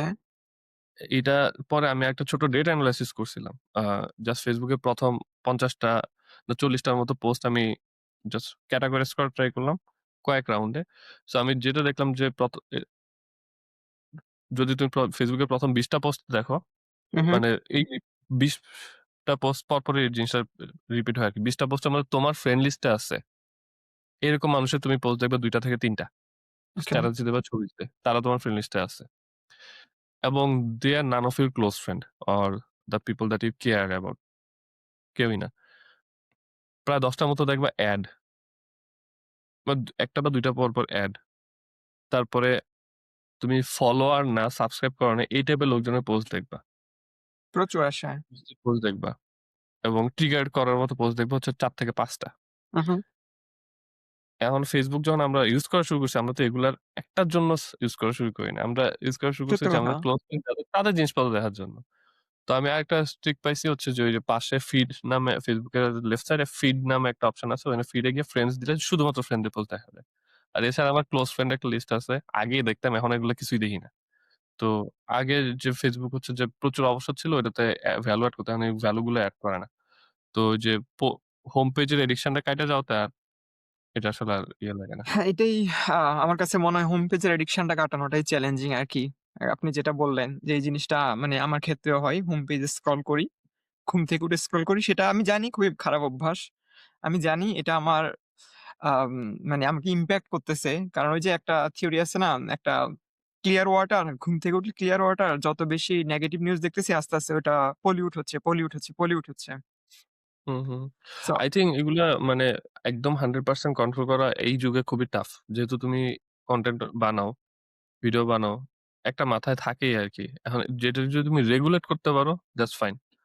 ঘুম থেকে উইঠা দেখো ৩০ সেকেন্ড কোন সমস্যা নেই। কিন্তু মেক সিউর যে ৩০ সেকেন্ড না ২ মিনিট হচ্ছে না, ১০ মিনিট হচ্ছে না। হু, হু। আমাকে ঐদিন একজন একটা আইডিয়া দিল, আমার খুব ক্লোজ ফ্রেন্ড ইমদাদ। ও যে বলল যে ও হচ্ছে Facebook এর থেকে একটা গ্যাপ নিছে। এখন ও একটা হ্যাবিট বিল্ড আপ করছে যে এই যে ছোট, ছোট মাইক্রো স্লট টাইম গুলা পাওয়া যায় ১ মিনিট ২ মিনিট। এনে গিয়ে সে chess.com এ গিয়ে টাস করে একটু চেস খেলে। এবং আমার আইডিয়াটা এত পছন্দ হইছে, সো আমি নিজেও ট্রাই করব আরকি এটা। chess.com নামাইছি already. মানে আমি আমি এরকমও ভাবছি যে আমি হচ্ছে বই পড়বো এই সময়টায়। Kindle হয় না রেখে তো। দিব সবসময়। যে ১ পেজ হইলেও পড়বো, হাফ পেজ হইলেও হুম, হুম। পড়বো। দেখা যাক নতুন বছরের রেজোলিউশনটা করতে পারি কিনা। বইয়ের জিনিসটা আমিও ট্রাই করছি। আমার টেবিলে এখন বই আছে কিন্তু আমার প্রবলেম যেটা হয়ে গেছে বই পড়াটা আমার কাছে একটা ডিপ ওয়ার্ক এর জিনিসের মতো হয়ে গেছে আরকি। আগে ক্যাজুয়ালি ম্যাগাজিনের মতো পড়তে পারতাম। কিন্তু এখন আসলে ওই ম্যাগাজিন তো পড়া হয় না। এখন পড়া হয় যেসব বই এগুলো ধরো যে ওই টাচ করে ক্যাজুয়ালি পড়া যায় না। সো ওই টাইপের বই আসলে রাখা শুরু করতে হবে। এটাই। এটা একটা ভালো কথা বলছেন। সো বেসিক্যালি মানে আমি যেটা ফিল করলাম যে আসলে আ সবকিছুরই দরকার আছে কিন্তু রেগুলেট করতে হবে। এটা হচ্ছে গুরুত্বপূর্ণ। মানে হুম, সোশ্যাল মিডিয়া যে একেবারেই বাদ দিয়ে দিতে হবে এটা এমন না। বাট এটা রেগুলেট করতে পারলে ভালো। সো এটার জন্য যেটা করছিলাম আমিও হচ্ছে মোবাইলে ওই টাইমারটা অন করে দিছিলাম। কোন অ্যাপ কতক্ষণ ইউজ করতেছি। নোটিফিকেশন আসে, "You used Facebook 15 minutes, 10 minutes, hmm, 30 minutes" at least একটা রিমাইন্ডার দেয়। ওকে ফাইন এত বেশি ইউজ করে হুম, ফেলছি। হুম, ওকে, হুম। ইটস ডান নাও। ওকে। এটা একটা পয়েন্ট আরকি। আচ্ছা, সো বেসিক্যালি মানে আমার সবসময় যে চ্যালেঞ্জটা আমি ফিল করি যে ডিস্ট্রাকশনটা আমার কাছে মনে হয় সবচেয়ে বেশি আ চারদিকে এবং ডিস্ট্রাকশনটার জন্য Facebook টা ওয়ান অফ দ্যা ডিস্ট্রাকশন আমার কাছে মনে হয়। আমি LinkedIn ইউজ করতাম আগে। এখন একসাথে না ২-৩ টা চালাইতে পারি না। এখন Facebook ইউজ করি, LinkedIn কম ইউজ করি। বাট আমার কাছে মনে হইছে এবং একসময় আমি Twitter ইউজ করতাম। এখন Facebook ইউজ করলে দেখা যায় Twitter ইউজ করা হয় না। যে আমিও একসময় LLM এর প্রচুর নিউজ জিনিসপাতি পড়তাম Twitter ইউজ করার পরে। কিন্তু এখন মনে হচ্ছে Twitter এ একটু গ্যাপ পড়ে গেছে। বাট সেম সব আমিও জায়গায় দেখবেন আপনি ওই হ্যাঁ, ব্লটেড পিপল গুলো আছেই। মানে রাইট, Twitter এও দেখা যায় প্রচুর মানে মার্কেটিং পোস্ট একটা কিছুই না ওইটা নিয়ে এমনভাবে লিখে, আরে এটা তো অনেক কিছু আসলে কিছুই না। মানে এই রাইট, জিনিসটা রাইট, খুবই বিরক্ত লাগে। এমনভাবে একটা টেক এর জিনিসপাতিকে লিখবে জাস্ট মানে কিছুই না। এর মধ্যে কোনো ভ্যালুই নাই। বাট রাইট, এমনভাবে রাইট। সে সেন্টেন্স গুলো স্ট্রাকচার করে, ইঞ্জিনিয়ারিং করে, মনে হয় আরে এটা তো খুবই ইন্টারেস্টিং। আসলে কিছুই না। এটাও I think একটা লার্নিং প্রসেস আরকি। যেমন আমি এখন Twitter এ খুব একটা ভ্যালু পাই না। আসলে এটা আমার ফিল্ডের ইভলিউশন এর কারণে হইছে আরকি। এখন সবাই LLM দিয়ে অ্যাপ্লিকেশন বানাচ্ছে। তো সবারই মার্কেটিং করার দরকার থাকে। তারপর LinkedIn তো ঢোকাই যায় না। LinkedIn টা ভর্তি গ্রিফটার। তো LLM আসার পরে, ChatGPT আসার পরে সবাই হচ্ছে যে খুব পেপার সামারি দেয় এসে মানে হয়তোবা ২-৩ বছর আগে হইলে হয়তোবা মনোযোগ দিয়ে পড়তাম আরকি। তো এখন LinkedIn এ আমি ঢুকি জাস্ট গেম খেলার জন্য। গেম আছে ২ টা গেম খেলি। আর মাঝে, মাঝে একটু দেখি। আর আগে একটা অভ্যাস ছিল যে ইয়েতে ঘুমাইতে যাওয়ার আগে একটু Twitter আর LinkedIn টা দেখতাম। তো এখন আমি পিচ্চি হওয়ার পরেই ঘুমানোর আগে বেড টাইম স্ক্রলিং বাদ দিচ্ছি আস্তে, আস্তে। মোটামুটি সাকসেসফুল। মাঝে, মাঝে পারা যায় না ওই সময় ওইসব। তো এটা আমি দেখছি যে একদিক ভালোভাবেও কাজ করছে, খারাপভাবেও কাজ করছে। অনেক কিছু জানতাম এবং এটা ইমেন্স ইনসিকিউরিটি ক্রিয়েট করতো। আর দুনিয়া তো কাজ করে উড়ে ফেলছে। আমি কি করতেছি? আমি ঘুমাচ্ছি। তো এটা আমি আস্তে, আস্তে অফ করা স্টার্ট করছি এবং এত কিছু এত মানে once you reach a place একটা নিশ এরিয়াতে তখন এত কিছু আসলে ফলো করার দরকার হয় না। কারণ মেইনলি তো নলেজ একুয়ার এর ২ টা ইয়ে। একটা হচ্ছে তুমি ডিপ আরেকটা হচ্ছে ব্রেথ হুম, যতবার গ্রেট। সো ব্রেথ এখন আর অত একটা দরকার নেই আরকি প্রায়োরিটাইজ করতে হচ্ছে। এটা আরকি। সবকিছুর দরকার নেই। Good point. ওকে। আচ্ছা, আমরা মোটামুটি আম এটা নিয়ে এই ডিস্ট্রাকশন, ডিপ ওয়ার্ক, প্রোডাক্টিভিটি নিয়ে বেসিক যে আলোচনাটা করছি। আর আমার একটা পছন্দের আলোচনা সেটা হয়তো আপনি জানেন যে নলেজ ম্যানেজমেন্ট নিয়ে। যেটা আমি হুম, হুম। সবাইকেই কোয়েশ্চেনটা করি। প্রত্যেকটা পডকাস্টে এই কোয়েশ্চেনটা করি। কারণ আমার হচ্ছে এই চিন্তালয় চ্যানেলটাই হচ্ছে যে কি আমি গ্রো করছি নলেজ ম্যানেজমেন্ট এর উপর বেসিস করেই। যেহেতু আচ্ছা। আ এইদিকে মানুষজন আস্তে, আস্তে আমার কাছে আমি যতগুলা পডকাস্ট করছি এটলিস্ট আমি এটা বুঝতে পারছি অনেক মানুষকেই এটলিস্ট অবসিডিয়ান বা নলেজ ম্যানেজমেন্ট এর এইদিকে আনতে পারছি। এখন অনেকেই হচ্ছে যে কি এই জিনিসটা করতেছে। এই জিনিসটা যাদের সাথে কথা বলছি ভাল লাগছে এবং এটা আমার একটা পছন্দের টপিক। এখন আপনার পার্সপেক্টিভ থেকে আপনি এই পার্সোনাল নলেজ ম্যানেজমেন্ট জিনিসটাকে কিভাবে দেখেন বা কিভাবে মেইনটেইন করেন? এরপর হয়তো আমি ছোট, ছোট কিছু কোয়েশ্চেন এড করব। যেমন আপনি আমার সাথে যখন একটা পডকাস্ট ছিল ওখানে বলছিলেন আপনি অনেক ভয়েস নোট করেন। হুম, আবার হুম। হচ্ছে অবসিডিয়ান ও নোট করেন। সো এই পাইপলাইন গুলো আসলে আপনার ক্ষেত্রে কিভাবে কাজ করে? আমার না তোমার মতো আমার ফার্স্ট থিং যে তুমি যেরকম স্ট্রাকচার ভাবে নোট বা অনেকেই মানে খুব স্ট্রাকচার ভাবে নোট টেকিং অ্যাপ্রোচ করে আরকি। আমি ওরকম ভাবে করি না। আমি খুবই লেজি। আ তো আমি সবকিছু নোট করি না। অফিসের যে জিনিসপত্রগুলি আমার ইয়েতে থাকতে Amazon থাকতে খুব অভ্যাস হয়েছিল যে Amazon এ কুইপ নামে একটা সফটওয়্যার ওরা খুব ইউজ করে। আর মাইক্রোসফট ওয়ার্ড এর মতো আরকি। তো অফিসের কাজে দেখা গেছে যে Amazon was so writing focused যেকোনো কিছুতে কুইক লেখা খুবই নরমাল একটা ব্যাপার ছিল আরকি। কাজের মেইন জায়গাটাই ছিল কুইক। আমি কনফ্লুয়েন্স ও তেমন একটা ইউজ করতাম না এবং কুইপ I লাভ দ্যাট সফটওয়্যার। ইন্টারফেসটা এত নিট। তো কুইপে আমি যেকোনো কিছু ইয়ে করে ফেলতাম। আমি পেপার পড়ছি কোনো একটা সামারি, ইন্টার্নশিপের প্ল্যান, প্রজেক্টের আপডেট এই সেই। So writing was like part and parcel. ওইটাতে যেটা হইছে আমার পার্সোনাল কাজকর্ম ব্যান্ডউইথ অর নোট টেকিং এর ইয়ে কমে গেছে। কারণ দিনের একটা বড় পার্ট আমার লিখতে, লিখতে গেছে। আর সায়েন্সের কাজ তো মোটামুটি লেখা প্রচুর। আর আরেকটা জিনিস হচ্ছে যে আমি পার্সোনালি যেটা যে ব্রেইনকে খালি রাখার একটা ওয়ে হচ্ছে লেখা। Venting out. সো রাইটিং যে কি পরিমাণ আন্ডাররেটেড আমি যদি মানুষকে একটু বুঝাইতে পারতাম। আমি গতকালকে মাথায় আসলো একটা Facebook এ স্ট্যাটাস দিই।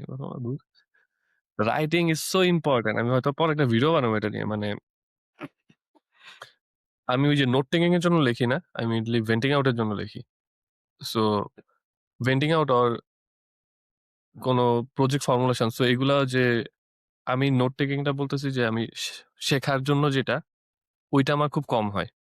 শেখার জন্য লেখার ব্যাপারটা হচ্ছে এখন ওই যে যদি ভালো কোনো টেকনিক্যাল ব্লগ পড়ি, ওইটার সামারি লেখা। ওই যে Obsidian এ জাস্ট একটা পেজ খুলো বা আমার ক্যাটাগরিজ পেজ আছে ওইগুলোতে জাস্ট ছোট্ট একটা সামারি কুইকলি লিখে ফেলা। এটা একটা জিনিস আউটকাম গুলা কি, কি যেটা আমি ২ মাস পরে আবার পড়লে আমি বুঝতে পারবো এটাতে কি ছিল। এইটা একটা পারপাসে আমি লিখি।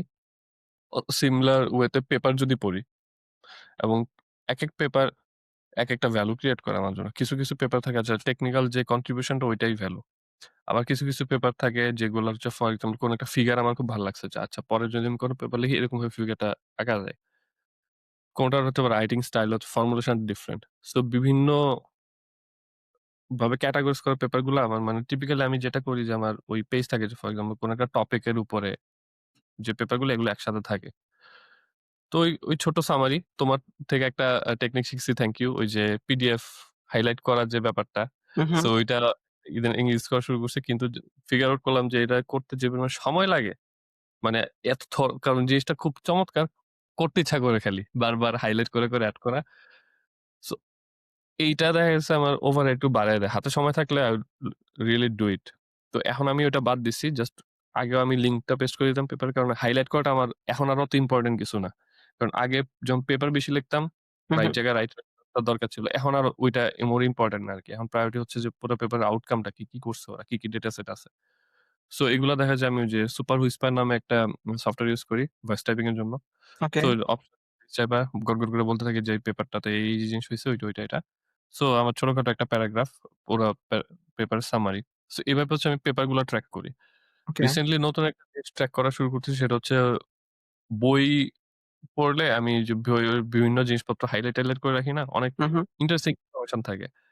তো এগুলো আমি আগে ওই যে আইএলটিএস এর জন্য আবার ল্যাপটপে আসো। কারণ আমি ফোন খুব ইউজ করি। মানে এসব কাজে আমি কোনো ফোন ইউজ করি না। সো আমি ভেরি ল্যাপটপ ফোকাসড আরকি। যে ফোন হচ্ছে কথা বলা, মেসেজ পাঠানো এইটুকুই। আর এই যে কাজের ব্যাপার-স্যাপার আমি কোনো ফোনে রাখি না। মানে অফিসের জিনিসপত্র আমি কোনো ফোনে রাখি না। এটা আমার একটু যাতে লাইফ এর মধ্যে ওয়ার্ক এসে হ্যাম্পার না করে। তো এটার এই ডাউন সাইড হচ্ছে যে আমি সবকিছু হচ্ছে যে আমার ল্যাপটপ খুলতে হয়। তো একদিক দিয়ে ভালো, একদিক দিয়ে খারাপ। তো ল্যাপটপে বইয়ের জিনিসটা করা হইতো না। এখন এটা আস্তে চিন্তা করছি যে শুরু করা দরকার। কারণ সামনে যে রিউজ করতে চাই লাগবে আরকি। আর এর আগে আমি হচ্ছে যে এই যে Obsidian এর আমার এখন পারপাস এইটাই। যে আমি পেপার, ব্লগ যদি পড়ি এগুলা ট্র্যাক করা।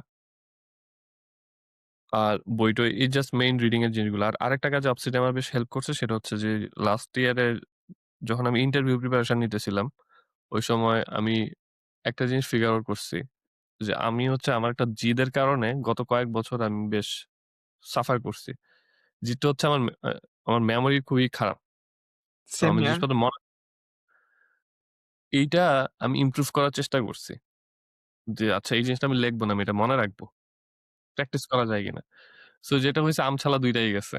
গত ৫-৭ বছরে আমি অনেক কিছু শিখছি যে জিনিসগুলা আমি হয়তোবা নোট করে রাখলে আমার খুব সুবিধা হইতো আরকি। তো এটা আমি ইয়ের ক্ষেত্রে আমি এবার লাস্ট ইন্টারভিউ নেওয়ার সময় আমি জিনিসটা ফিক্স করছি আরকি। For example one of the thing আমার একটা যেটা জিদ কাজ করত যে আমার অন দ্যা স্পট চিন্তা করে হচ্ছে যে কোন একটা সলিউশন করে ফেলছি। এই জিনিসটার যে ফিলিংটা সেটা খুব ভাল লাগে। তো ইন্টারভিউর মধ্যে যে বিহেভিয়ারাল কোয়েশ্চেন গুলি থাকে, এগুলো আমি জীবনে নোট-ফোট করি নাই। কোন অ্যাপ্রোচ এ নিই নাই। আচ্ছা অন দ্যা স্পট মাথায় যেটা আসে বইলা দিব। পরে আমি Amazon এ যখন ইন্টারভিউ নিছি অনেক, তখন আমি ফিল করছি না, এটা তো আসলে একটা ডিফারেন্ট ওয়ে তে অ্যাপ্রোচ করতে হবে। আমি যদি আগে লেখা থাকে তাইলে আমি অনেক কিছু কভার করতে পারবো। কারণ ইন্টারভিউ ওই টাইমে মাথা কাজ নাই করতে পারে। পরে আমি এই জিনিসগুলো খুব স্ট্রাকচারড ওয়ে তে নোট করা শুরু করছি আরকি। ওকে, যে আমার রিয়াল কোয়েশ্চেন গুলা যেগুলা থাকে আমি তো জানি কি টাইপের বিহেভিয়ারাল কোয়েশ্চেন জিজ্ঞেস করে বিভিন্ন কোম্পানিতে এবং কি অ্যান্সার লোকজন শুনতে চায়। এবং আমি যদি আগে প্ল্যানটা করে রাখি, তখন আমার মাথার উপর বার্ডেনটা কম। ওই যে বললাম ভেন্টিং আউট করা ইস হু, হু। Part of venting out. কারণ মানে হুট করে ৫ মিনিটের একটা স্লটে দুনিয়ার সব ইনফরমেশন মাথায় আসবে না। সত্যি কথা। প্রিপেয়ার। এই জিনিসটা যে শুধুমাত্র ইন্টারভিউর জন্য আমার হইছে তা না। ২০২৩ এ যখন আমি মানে প্রমোশন হইলো, তারপরে আমি খুব প্রমোশনের পরেই কোন এক কারণে আমার মাথায় খুব হেভি একটা প্রজেক্ট আসছে। খুবই বড় প্রজেক্ট। Alexa Plus এর রিলিজ রিলেটেড। তো ঐটাতে আমি প্রায় মানে যেই আমি যেই জিনিসটা ডেলিভার করছি ওইটা প্রায় ১০০ জন মানুষকে ইমপ্যাক্ট করছে। মানে ইন্টারনালি। সো তার মানে বলতে পারি যে আমি ১০০ জনকে টেকনিক্যালি গাইড করছি, লিড করছি। ওইটার জন্য আমার প্রচুর মিটিং করতে হইতো। এবং মিটিং এ গিয়ে টাস্ক করে যে অন দ্যা স্পট বলা আর তুমি আগে থেকে একটু হোমওয়ার্ক করে যাওয়া makes a very good difference. তো আমি চেষ্টা করতাম যে আগে একটু হোমওয়ার্ক করে ফেলতে। এবং ওই সময় আমি যে বেনিফিটটা দেখছি এটা ম্যাসিভ। সো আমি এখন যেকোনো কিছুতে I am always like ready with my homework before. এবং এটা অনেক হেল্প করে। আমি হয়তোবা তোমার টপিক থেকে দূরে চলে যাচ্ছি। না, না, বাট না ঠিকই আছে। যদি বলি খুব সিম্পল একটা এক্সাম্পল। আমার যখন পিচ্চি হইলো, আ পিচ্চিকে নিয়ে যখন বাইরে যাইতাম আমরা, এখনো যাই। তখন পিচ্চির একটা ডেডিকেটেড ব্যাগ আছে। ওই ব্যাগে ডায়াপার নিতে হয়, ওয়াইপ নিতে হয়, তার ফর্মুলা পাউডার, বোতল, প্যাসিফায়ার, টয়স, মোছার ন্যাকড়া, হাবিজাবি অনেক কিছু। তো ওই সময় দেখা গেল যে প্রত্যেকবার যখন আমরা বাইরে যাই, তখন একটা হিউজ মাথায় প্রেশার পড়ে সবগুলা নিছি কিনা একটা, একটা করে নেওয়া। তো প্রত্যেকবার একই জিনিস হচ্ছে। তো আমি যেটা করলাম একটা স্টিকি নোটের মধ্যে জাস্ট ১১ টা জিনিস ১২ টা জিনিস আমি লিস্ট করলাম। এবার বের হওয়ার সামনে ওয়ালে লাগাই দিছি। সো এবার আমার যখন ব্যাগ গোছানোর সময় জাস্ট স্ক্যান করা আছে কিনা কি আছে। এই যে মাথার যে কগনিটিভ একটা বার্ডেন কমে গেছে, কমে এটা গেছে। এটা তুমি মানে আমি পার্সোনালি লাইফে যত জায়গায় পারি ইউজ করি। আমি এবং একটা আমার গল্প বলি তাহলে, সরি ইন্টারাপ্ট করার জন্য। মানে এই জিনিসটা আমিও মানে করার চেষ্টা করি আরকি। যে আমি এটা পাইছি একটা বই থেকে যে জাপানে ট্রেনের একটা ট্রেন্ড আছে। ওরা হচ্ছে যে কি, যেটা করে সেটা হচ্ছে যে কি, যখন ট্রেনগুলা, জাপানে তো ট্রেন খুবই স্ট্রিক্টলি মেইনটেইন করে টাইম স্কেডিউল থেকে শুরু করে হ্যাঁ, হ্যাঁ, সবকিছু। তো যখন ট্রেনগুলা সব হচ্ছে মানুষ উঠে যায়, দরজাগুলা বন্ধ করে ফেলে, তখন যে একটু পর লোক থাকে, ওরা সবাই চিল্লায়ে, চিল্লায়ে বলে অল ক্লিয়ার। এটা একটা প্র্যাকটিস। অল ক্লিয়ার হোক হুম, না হোক বা যাই হোক, ওরা হচ্ছে এই জিনিসটা বলে। এই বে জিনিসটা বলার কারণে যেটা হয়, কখনোই ওদের ভুল হয় না। হুম, হুম, যে কাইন্ড অফ একটা মানে লাউডলি বলা বা কোনো কিছু লিখে রাখা, দেখা, এটা হলে ওই ভুল হওয়ার চান্সটা খুব কম থাকে। সো ওখান রাইট। থেকেও মানে এই আইডিয়াটা আমি পাইছি যে স্টিকি নোটে লিখে রাখা দরজার সামনে, মানে জিনিসটা ভিজিবল হবে, নাহলে অডিবল হবে। তাইলে হ্যাঁ, হচ্ছে যে হ্যাঁ, ওইটা মিস হওয়ার চান্স খুব কম থাকে। সো হুম। এটা না, আরকি, এটা এটা খুবই গুড পয়েন্ট। তবে এটা সবসময় কাজ করে না।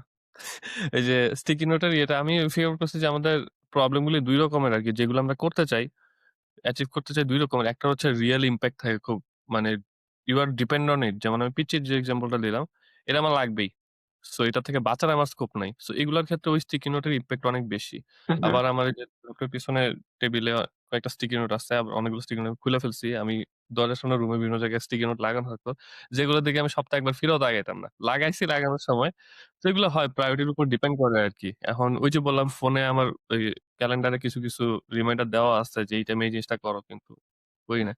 সো প্রায়োরিটি অনেক বড় ফ্যাক্টর। আই থিংক যে উম লেখা বা নোট ক্রিয়েট করার চাইতে বড় চ্যালেঞ্জটা হচ্ছে এটা আমার লাইফের যে ভ্যালুটা ক্রিয়েট করবে, এটাকে আমি একটা সলিড ব্রিজ বানাইতে পারতেছি কিনা। যেমন আগে ওই যে পেপারের কথা বললাম, পেপার আমি রেগুলার পড়তাম। যেটা আমি জানি যে এটার ইমপ্যাক্টটা কি ক্লিয়ার। পিচির প্যাকিং লিস্টের ইমপ্যাক্টটা ক্লিয়ার। এখন ফর এক্সাম্পল আমি ভিডিওর যে নোটিফিকেশন, ভিডিও রেকর্ড করব, রিসার্চ করব, এইটার ইমপ্যাক্টটা ডে টু ডে হচ্ছে আমার জন্য কইমা যাচ্ছে আরকি ইউটিলিটিটা। তো এইজন্য আর এটাকে হয়তো পাত্তা দেই না। তো এরকম কিছু থাকবেই আরকি যেগুলা তুমি মানে খুব কেয়ার করো, বাকিগুলা ইগনোর হবে। সবকিছু একসাথে পারফেক্টলি করা পসিবল না। এটা একটা ভালো পয়েন্ট বলছেন। ওকে। হ্যাঁ, মানে আমিও মাঝে, মাঝে গিল্টি ফিল করি। আমি তো স্টিকি নোট রাখছি বা আমি শিডিউল তো করে করে রাখছি। কিন্তু করা হয় না। আসলে ওইটাই যে আই থিংক ইমপ্যাক্ট এর এটা উপর সবারই প্রবলেম আসলে। অটোমেটিক তুমি একা প্রায়োরিটি নয়। চলে আসে ইমপ্যাক্ট এর উপর। জব রিলেটেড যেটা সিরিয়াস সেটা তো কখনোই মিস করার সুযোগ নাই। কিন্তু এক্সাক্টলি।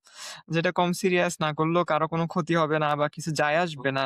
হয়তো কিছুটা ভ্যালু এড করবে, তখন হয়তো হুম, মিস হয়ে যায়। সেটা আমার ক্ষেত্রেও হয়। রাইট। সবসময় বা হয় একটা আরকি। রিওয়ার্ড যদি সেট করতে পারা যায় সবকিছুর জন্য, তখন এটা বেশ ওয়ার্কআউট করে।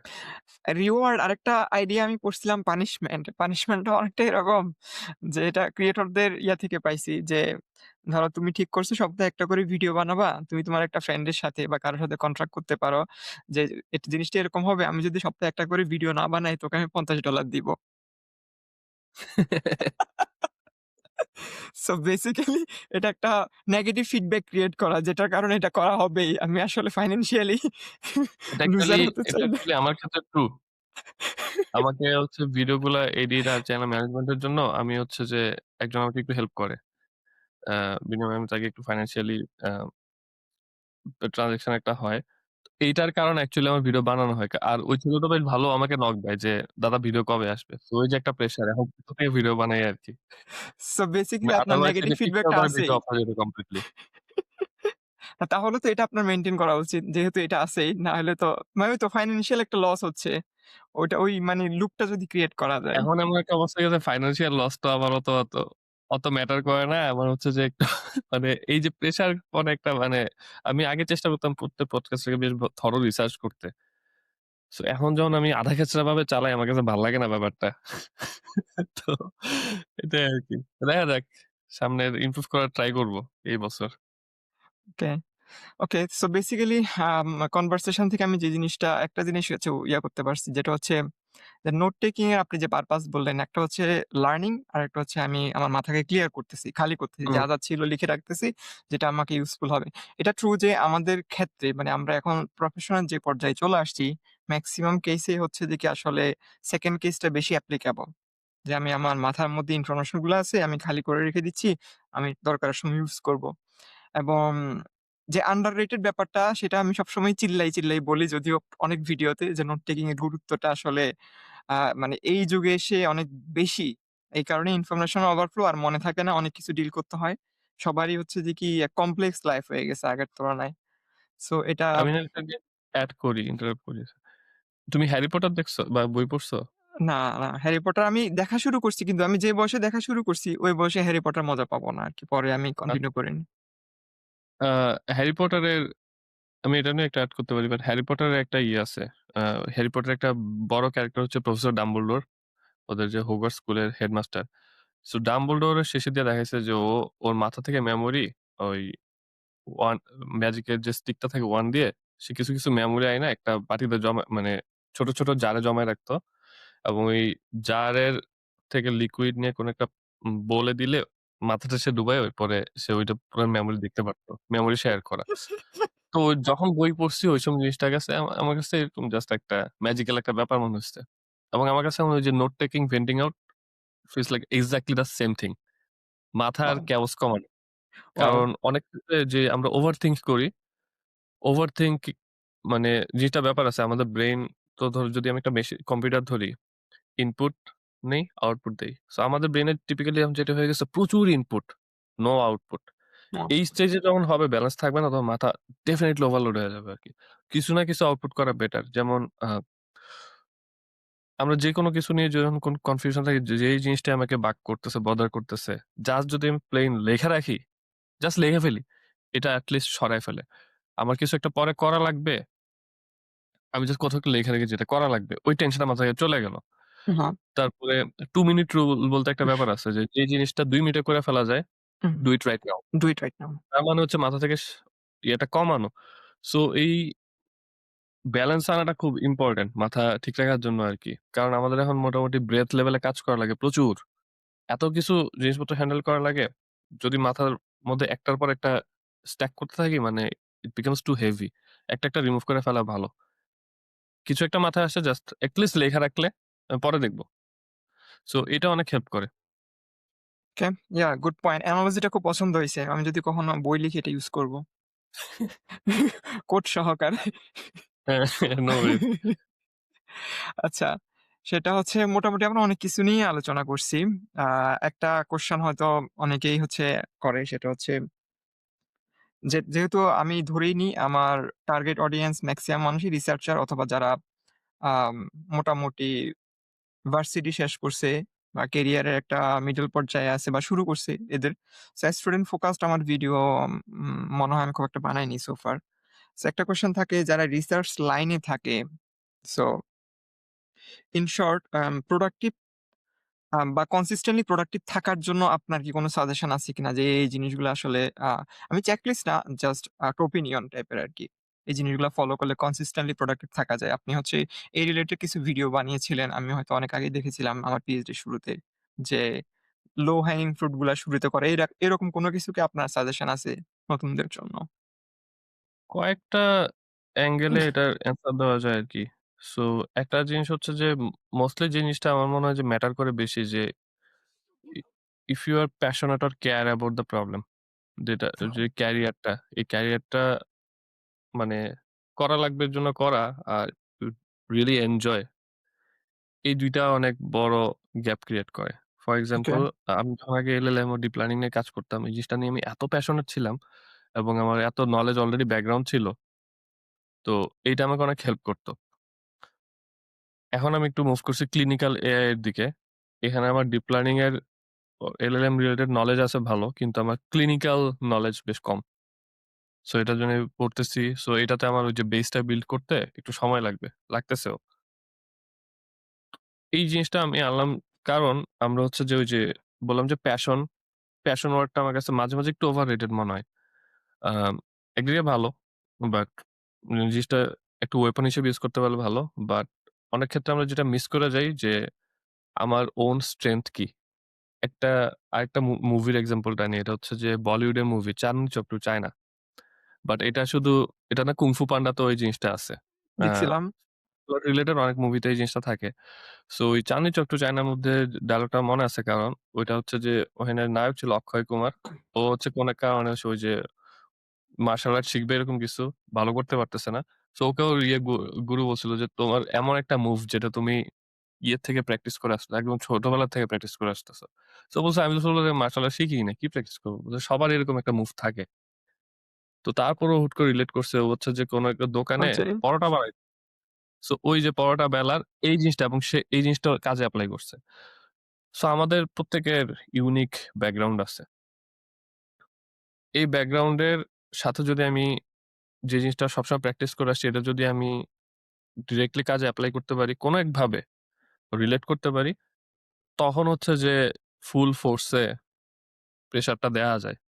হুম, তো আমি ডিরেক্টলি আমার এটা বলতেছি না বাট আমি একটা সাইড একটা বলি। একটা সময় আমি প্রচন্ড ডিপ্রেসড ছিলাম এই ইউনিভার্সিটি লাইফটা। তুমিও বলছিলে একই জিনিস।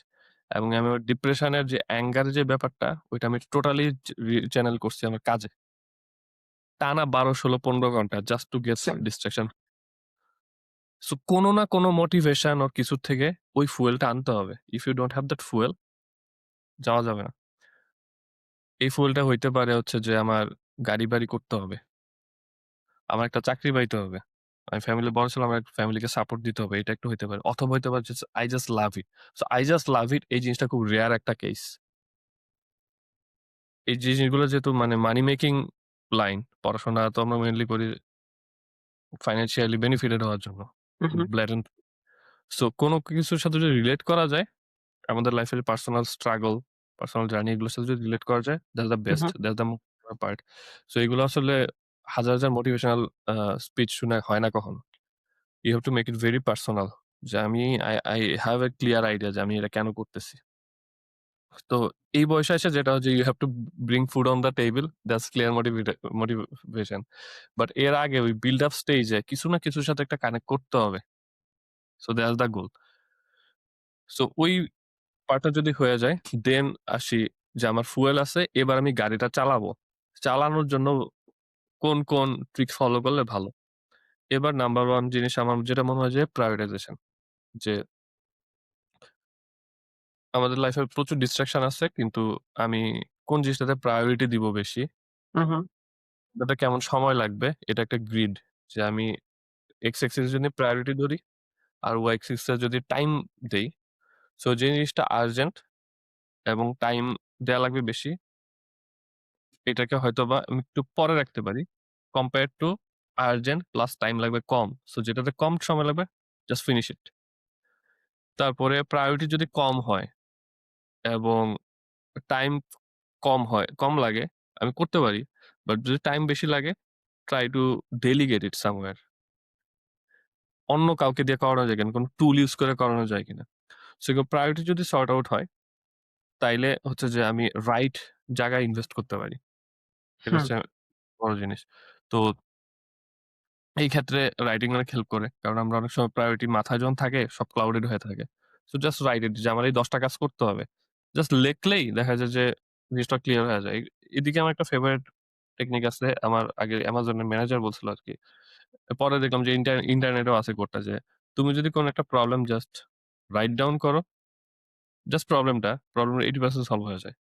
কারণ আমরা মোস্ট অফ দ্যা টাইম আমরা নিজেরা জানিই না যে প্রবলেমটা অ্যাকচুয়ালি কি? প্রবলেমটা ফরম্যাট করা। যেমন সায়েন্টিফিক প্রবলেম আমরা যখন জাস্ট লেখি মোটামুটি সলভ হয়ে যায় কিন্তু জিনিসটা।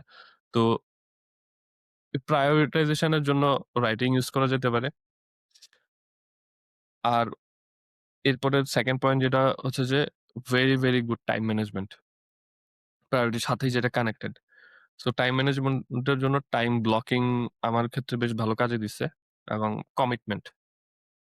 যে আমি এই টাইমে এই জিনিসটা করব। অফিসের জন্য যখন 9 to 5 জব হয়ে যায় তখন জিনিসটা ইজিয়ার। বাট হুম, হুম। স্কুলে থাকা অবস্থায় যখন নিজের গরজে কাজ করতে হয়, তখন 24/7 রাইট প্রায়োরিটির সাথে যদি টাইম ম্যানেজ করতে পারি, কারণ একেকজনের লাইফ চয়েস একেক রকম। সো যদি গ্র্যাড স্কুলে থাকলে কারো প্রায়োরিটি হয় আমি ট্রিপ দিয়ে বেরোবো ৫০ টা স্টেটে। They can do it. But research এর জন্য এটা যদি সাইড হিসেবে তো আসলে রাখা যায় না। কারণ গ্রাড স্কুলে research should be the first priority আরকি। তো এরকম সবকিছুর জন্য টাইম আলাদা, আলাদা যদি ভাগ করে ফেলা যায়, it can be a day level, week level or month level. Hmm, আমার মনে হয় যে প্রায়োরিটি সেট করে ব্লক করে ফেলাটা বেটার। টাইম ব্লকিং বেশ কাজে দেয়। আরো একটা জিনিস আমি যেটা ফিল করি যে আমাদের অনেকের ক্ষেত্রে যেটা বাধা হয়ে দাঁড়ায় সেটা হচ্ছে যে আমরা যেই কথাটা বলি, এটার জন্য যদি পে করা লাগতো আমাদেরকে, আমরা কিন্তু সব কথা বলতাম না। যে আমি এটা করব, এটা আপনাকে করে দিচ্ছি। সো আই থিংক এই যে কমিটমেন্ট ব্যাপারটাকে কারেন্সির সাথে মানে কম্পেয়ার করা উচিত এট লিস্ট নিজের কাছে। যে আমি যে কথাটা বলতেছি, যে কমিটমেন্টটা করতেছি, এইটা মানে আমি নিজে রেসপেক্ট করতে পারতেছি কিনা। আমি ১৪ জায়গায় ১৪ জনকে আমি এটা করে দিব, এটা করতেছি বইলা কমিটমেন্ট দিয়ে রাখলাম কিন্তু করলাম না। এটা ওভার দ্যা টাইম হচ্ছে যে একটা বাজে ইমপ্রেশন ক্রিয়েট হয় আরকি। এখন এটা ইম্পোর্টেন্ট কারণ আমরা ডিফাইন বাই আওয়ার সারাউন্ডিংস। আমি সারাউন্ডিং এ যা দিব তারা ওটা রিটার্ন দিবে। সো আমি একটা গুড স্ট্যান্ডিং এ আছি কিনা এটা খুব ম্যাটার করে আরকি। 4th জিনিস যেটা আরেকটা আমার কাছে ইম্পোর্টেন্ট মনে হয় সেটা হচ্ছে যে কন্ট্রিবিউট করা, ভ্যালু এড করা এবং এটা without any expectation of return. ল্যাবে অন্যান্য স্টুডেন্টরা আছে। অনেকে থাকে যে খুব সিক্রেটিভ। নিজে শিখতেছি চুপচাপ নিজের মতো করি। এই একটা মাইন্ডসেট আছে। আবার আমি পার্সোনালি মানে জাস্ট উল্টাটা। আমি কিছু একটাতে মজা পাইলে আমি চেষ্টা করি এটাকে স্প্রেড আউট করতে। আ এটাতে আমি ডিরেক্ট অনেক বেনিফিট পাইছি। অনেক বেনিফিট পাইছি। কারণ এটা অনেকটা উপরে ঢিল মারার মতো। উপরে যদি আমি কিছু একটা ঢিল মারি, এটা নিচে মাল্টিপ্লাই হয়ে আসতে পারে আরকি। সো ফর এক্সাম্পল আমি টিপিক্যালি স্বাস্থ্য লাইফ থেকে আমার মানে যারা জুনিয়র ছিল তাদেরকে আমি প্রজেক্ট অনেক কিছুর ব্যাপারে হেল্প করতাম। আমার কাছে এটা মজা লাগছে আমি যে একটা সময় গেম বানাইতাম। আর গেমের একটু ওয়ার্কশপ নিয়ে ফেলছি। সবাই যে গেম বানাইছে তা না। কিন্তু যারা বানাইছে তাদের থেকে আমি অনেক কিছু শিখতে পারছি। হুম, সো এমনভাবে লাইফ রিটার্ন দেয় জিনিসগুলা এগুলা খুবই সারপ্রাইজিং আরকি। সো এই কন্ট্রিবিউট করতে পারে, কন্ট্রিবিউট জুনিয়রদের ক্ষেত্রে হইতে পারে। তারপর যদি কোন প্রফেশনাল অ্যাসোসিয়েশন থাকে, ওইটাতে হইতে পারে। যেমন আমাদের এসিএল এর আমি এনএলপির ফিল্ডে সবচেয়ে বড় যে অর্গানাইজেশন আছে central association of computational linguistics ACL এটাতে আম আগে আমি রিভিউয়ার হিসেবে, এরিয়া চেয়ার হিসেবে ভলান্টিয়ার করছি। লাস্ট ২ বছর হচ্ছে সিটিও হিসেবে কাজ করছি। এগুলা ভলান্টিয়ারি। তো অনেক সময় দিতে হয়েছে ট্রু। বাট কিছু জিনিসপত্র এমনভাবে শিখতে পারছি। ইনফেক্ট এনকারেজমেন্ট আসে অনেক ক্ষেত্রে। যে আমার কলিগ একটা এরকম একটা নরমাল জিনিস এত চমৎকারভাবে করছে, আমি এটা থেকে গিয়ে একটা নতুন জিনিস শিখছি। আমি নিজের কাজে এপ্লাই করতেছি। সো এই কারণে ইনভলভমেন্ট খুব ইম্পোর্টেন্ট আরকি। আমি বলব যে কন্ট্রিবিউট করেন, ইনভলভ হওয়া খুব important without the expectation of any return. আর হুম, আমরা যেই টাইপের ব্যাকগ্রাউন্ড থেকে আসছি, আ হয়তোবা সবাই আসছে কিনা আমি সিউর না। বাট মোটামুটি আমরা তো একটু লেস প্রিভিলেজড একটা এরিয়া থেকে আসছি। আ এখানে ইউএসএ তে আইসা যে ক্যারিয়ার স্ট্রাগল টা করতেছি ইটস ভেরি লোনলি জার্নি। যেখানে আমরা এই জায়গার হাওয়া বাতাসে বড় হই নাই। আমাদের নেটওয়ার্ক নাই। তো যারা খুব টপ স্কুলে যাইতে পারছে, তারা অনেক হার্ড ওয়ার্ক করে ওই জায়গায় গেছে। তাদের এটার একটা রিটার্ন আছে যে আ টপ জায়গাগুলোতে থাকলে হয়তোবা তাদের জন্য অত ইম্পোর্টেন্ট না। কিন্তু আমরা যারা মিডিওকর আর লোয়ার এন্ড এ আসতে পারছি, তাদের জন্য নেটওয়ার্কিং ইস ভেরি ইম্পোর্টেন্ট। লোকজনের সাথে পরিচিত হওয়া, যেটা কোন না কোন থ্রুতেই হোক। ভলান্টিয়ারি একটা অপরচুনিটি হইতে পারে, বাট অন্যান্য কেসে হচ্ছে যে নেটওয়ার্কিং ভেরি ইম্পোর্টেন্ট। নেটওয়ার্কিং ২ টা কারণে ইম্পোর্টেন্ট, ক্যারিয়ার অপরচুনিটি বাড়ানোর জন্য, প্লাস শেখার জন্য। আ কারণ আমাদের ওন বাবল এ থাকলে আমাদের শেখার ইয়েটা কমে যায়। ব্যান্ডউইথ টা কমে যায়। সো নতুন কনসেপ্ট আসে যদি আমরা কমফোর্ট জোনের বাইরের কারো সাথে কথাবার্তা বলি আরকি। যেমন আমি একসময় সাইকোলজি, সোশ্যাল সায়েন্স এসব লোকজনের সাথে কথা বলতাম প্রচুর। কারণ আমার পিএইচডি এর থিসিস ছিল হচ্ছে যে স্টোরি এনালাইসিস এর উপরে। কারণ কম্পিউটেশনাল জিনিস কিন্তু স্টোরি এনালাইসিস এর সাথে সাইকোলজি কানেক্টেড, লিটারেচার কানেক্টেড। তো আমার এগুলা নিয়ে পড়তে গেছি অথবা লোকজনের সাথে আলাপ করতে গেছি। আমি অনেক নতুন জিনিসপত্র শিখছি। যেগুলো আমাকে এখনো অনেক কিছুতে হেল্প করে আরকি। আরেকটা জিনিস আমি মিস করে গেছি। সরি। হুম, যে জিনিসটাতে সবাই আমরা ইগনোর করে যাই সেটা হচ্ছে হেলথ, ফিটনেস। এইটা যে কি পরিমাণ ইম্পোর্টেন্ট আ আমি হচ্ছে যে তোমার লম্বা করে ফেলতেছি। বাট না, ইট না, ইস সামথিং দ্যাট বলতেই হবে আসলে। সেটা হচ্ছে আমি একদম ইয়েতে যখন ছিলাম, পিপলিকাতে যখন কাজ করতাম, আমার একদিনের স্টোরি খুব মনে আছে। ওই সময় তো আসলে লাইফে ডিসিপ্লিন বলতে তেমন কিছুটা ছিল না। দেখা গেল যে দুপুরে ১০ টার সময় সকাল ১০ টার সময় ঘুম থেকে উঠছি, ক্যাম্পাসে চলে গেলাম। গিয়ে ১১টা-১২টার দিকে হয়তোবা আড্ডা দিতে, দিতে টঙে খিচুড়ি খাচ্ছি। তারপর একটা চা খাচ্ছি। তো আমার খেয়াল আছে যে দুপুর যখন খিচুড়িটা খাইতাম, খাওয়ার পরই একটা ঘুম নাড়া দিত। সাথে, সাথেই মানে ১০-১৫ মিনিট পরেই ঘুম নাড়া দিত। খুব খারাপ লাগতো শরীর। ০.৫ ঘন্টার জন্য ব্রেইন ফগ টাইপের একটা অবস্থা। তো কার সাথে জানি আলাপ করছিলাম যে এটা কেন হয়? তো ওই সময়ের অল্প নলেজে যেটা আমাদের সামারি আসছিল ওই সময় যে হুট করে বডি তো অনেক অলরেডি উইক। তো অনেক ফুড একসাথে যখন গেছে তখন এই যে প্রসেস করতে বডির এনার্জি দিতে হচ্ছে। এজন্য মনে হয় এনার্জির একটা ল্যাকিং আসছে। তো এইটা গেল। ওইটা একটা জাস্ট অ্যানেকডোট হয়েছিল মাথায়। আমি যখন পিএইচডি করতে আসছি, সেইম এই যে বাজে রুটিন। সকালে উইঠা অনেকক্ষণ পরে খাইতে গেলাম। এরপর ব্রেইন ফগ। তারপর অনেকে দুপুরবেলা যে ভাত খাওয়ার পর একটা ভাত ঘুম টাইপের একটা সিচুয়েশন হয়। হ্যাঁ, হ্যাঁ। এগুলো সব একসাথে গাঁথা। এটা হচ্ছে যে সুগার স্পাইক। সুগার যে কি পরিমাণ ডেডলি জিনিস সেটা আমি রিসেন্টলি জানছি আরকি। ওকে। তো ডায়েট খুব ইম্পোর্টেন্ট এবং ডিসিপ্লিন মেইনটেইন করা আরকি। আমি গত ২-৩ বছর ধরে হচ্ছে যে রেগুলার জিমে দৌড়াদৌড়ি করি। গত বছরে মানে ড্রাস্টিক্যালি আমি আমার ডায়েট চেঞ্জ করে আনছি এবং আমি ইমিডিয়েট রেজাল্ট পাচ্ছি আরকি। আমি তোমার ওকে। ছোট্ট একটা বলি, সুগার যে কি পরিমাণ ডেডলি। গত ১ বছর ধরে আমার রুটিন হচ্ছে সকালবেলা ঘুম থেকে ওঠার পরে ৮ঃ০০ সাড়ে ৮ঃ০০ র দিকে আমি আর আমার পুত্র ২ জনেই উঠি। আমরা ২ জন একসাথে নিচে যাই। নিচে গিয়ে আমি তার ব্রেকফাস্ট গরম করি। কারণ তার মা সকাল ৫ঃ০০-৬ঃ০০ র দিকে অফিস চলে গেছে। তো আমি হচ্ছে আমার স্মুদি জিনিসপত্র আমি সকালে একটা স্মুদি খাই শুধু। তো স্মুদি জিনিসপত্র আগে কিছু যেমন চিয়া সিড, অ্যালমন্ড ভিজায় রাখি আগের দিন রাত্রে। তারপরে আমি আমার স্মুদি বানাই ব্লেন্ডারে। আমার পুত্রের খাওয়া-দাওয়া গরম করি। তারপর ২ জনে একসাথে ব্রেকফাস্ট করি। এই স্মুদির সাথে আমি আরেকটা জিনিস খাই সেটা হচ্ছে কফি। ওকে। তো কফিতে আমার always set routine ৮ ounce coffee. সাথে হচ্ছে ১ চামচ চিনি আর ১.৫ চামচ হচ্ছে যে পাউডার, ক্রিমার পাউডার। তো দেখা গেছে যে আমি এই স্মুদি কফি খাইলাম। ১০টা ১০:৩০ টার দিকে আমার প্রচন্ড হালকা, হালকা ব্রেইন ফগ ঘুম, ঘুম লাগতেছে। ডেইলি। সো আমি এটার সাথে মানায় নিছি যে ঘুম হয় নাই হয়তোবা। একদিন কি মনে করে আমি জাস্ট চিনিটা কাট করছি। ও ইন্টারেস্টিং। আমি লক্ষ্য করলাম যে ঐদিন হয়নি। তারপর আমি পুরো ১ সপ্তাহ চালাইলাম জাস্ট ব্লাক কফি। ক্রিমও বাদ দিয়ে দিছি। এবং ওই যে ১০ টা দিকে ঘুম, এটা চলে গেছে। কারণ ওই ১ চামচ চিনি এই সুগার স্পাইকটা ক্রিয়েট করে ঠাস করে ডাউন করে ফেললাম। স্মুদি খাইছি ডাজন্ট ম্যাটার। স্মুদিতে সুগার নাই। কিন্তু এই সুগার খুব ভয়ংকর জিনিস। এবং আমরা অনেকেই হচ্ছে বা এই যে শরীরের টুকটাক জিনিসপত্র আমাদের ডিফিকাল্টি আমরা ফেস করি অনেক সময়। পাত্তা দেই না। আচ্ছা ঘুম হয় নাই হয়তোবা বা হচ্ছে কেন হচ্ছে জানি না। সো আমি সবাই রিকমেন্ড করব রুট কজ করতে। পিএইচডির সময় আমার এই জিনিসটা হইতো। অ্যাম এবং আমি ওই সময় বের করে দেখছি যে ফুড ইমপ্যাক্ট করে আসলে। আমি কি খাচ্ছি না খাচ্ছি, কয়টায় ঘুমাচ্ছি ওই সময় আমি আসলে আমার ঘুমের রুটিনটা ঠিক করে আনছিলাম আস্তে, আস্তে। তো এখন রিসেন্টলি আমি খাওয়া ঠিক করছি। মানে খালি পেটে কখনো সুগার খাইতে হবে না। সুগার যত কাট করা যায় এটা তত ভালো। এটা আমিও অলওয়েজ ইয়েতে ফলো করি। গ্লুকোজ গডেস নামে একটা মেয়ে আছে। পুরো নামটা আমি ভুলে দেখছি গেছি। মানে ইউরোপিয়ান। তো ওর পডকাস্ট আছে দেখার মতো আরকি।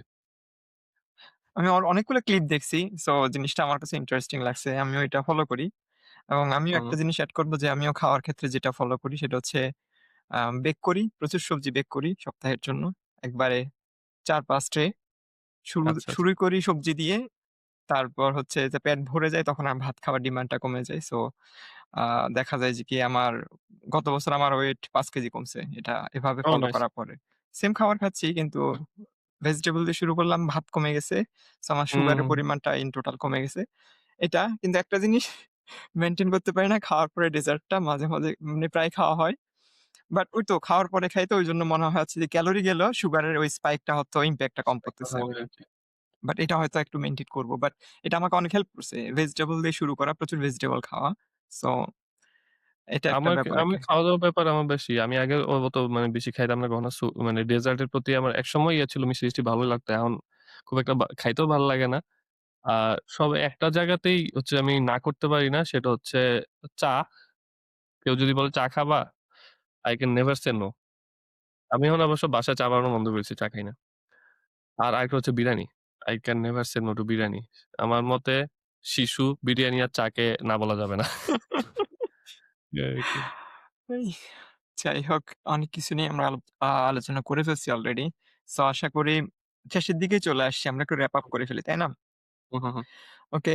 আম আশা করি হচ্ছে যে কি আপনাদের ভালো লাগছে। আর আমিও অনেক কিছু শিখছি সত্যি কথা বলতে। এই আইডিয়া গুলো আমি যখন এডিট করব এই জিনিসগুলো হয়তো আমি একটু নোট ডাউন করব। আর হুম, হুম, এখন রিসেন্টলি আমি যেটা করি আমি এটা ট্রান্সক্রিপশনটা জেনারেট করে রেখে দিই। যাতে মাঝে, মাঝে হুম। দরকার লাগলে ইউজ করতে পারি।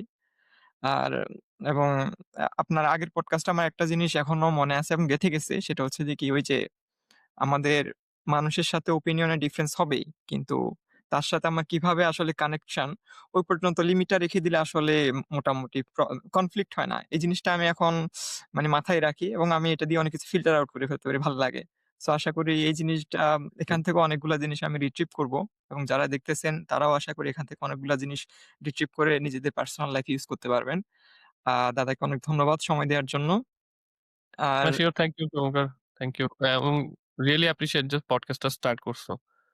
এরকম আরো পডকাস্ট আসা দরকার। মানে কোনটাই আমি হয়তোবা কমার্শিয়ালি সাকসেসফুল হবে না, but we have to do it. আমি যেটা রিয়ালাইজ করলাম যেহেতু আমি ইংরেজিতে ভিডিও বানাই, আমি যদি কোন একটা জিনিস বাংলাতে মোটামুটি একবার প্র্যাকটিস করে ফেলি, ইংরেজিতে আমার মোটামুটি ভালো আউটপুট আসতেছে। মানে আমার আইডিয়া গুলো ভালো আসে।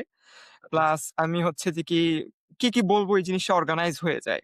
সো তখন হুম, হুম। বলতে সুবিধা হয় আরকি। তখন মনে হলো তাইলে হোয়াই নট আমি বাংলাগুলো একটা চ্যানেলে পোস্ট করি। সেখান থেকে শুরু হলো আরকি এই ভেরি নাইস। পডকাস্টের আইডিয়াটা। ওকে, ক্যারি অন, ক্যারি এটাই। অন। খুবই দরকার। এটাই। ওকে। তাইলে অনেক ধন্যবাদ। আর আমার অডিয়েন্সদের উদ্দেশ্যে বলব লাইক, কমেন্ট, সাবস্ক্রাইব অবশ্যই করবেন। এটা হচ্ছে কন্টিনিউ করার একমাত্র ফুয়েল। অন্য কোনো বেনিফিট এখানে নাই আসলে। ঠিক আছে? আর দাদার চ্যানেলটাও সাবস্ক্রাইব করবেন। সেখান থেকে আমি অনেক কিছু শিখছি। আপনারাও অনেক কিছু শিখবেন। আর আমারটা চেষ্টা করবেন আরকি। ঠিক আছে? ওকে, ঠিক সাবস্ক্রাইব আছে বোথ অফ দ্যা তাহলে। চ্যানেলস। এই আর আপনার লাস্ট কিছু বলার আছে? আ না, তেমন একটা কিছু বলার নাই। Okay, thank you again for starting the podcast. এরকম পডকাস্ট আরো দরকার। আরো ২-১ জন স্টার্ট করছে আমি দেখছি। আমার খুবই ভাল লাগছে ব্যাপারটা। এরকম কনটেন্ট দরকার। কারণ আমরা যখন স্টুডেন্ট ছিলাম এগুলো কিছু ছিল না। I feel এটাই। like যে এগুলো দরকার প্রচুর। আর লাস্ট যেহেতু ২০২৬ চলে আসছে, আ আমি লোকজনকে খালি অডিয়েন্সদেরকে একটা জিনিসই রিকমেন্ড করব যে write more. Writing is a right. very powerful tool. Write more. Okay, জি, okay. Thank you. Thank you very much. আমি তাহলে রেকর্ডিংটা স্টপ করি।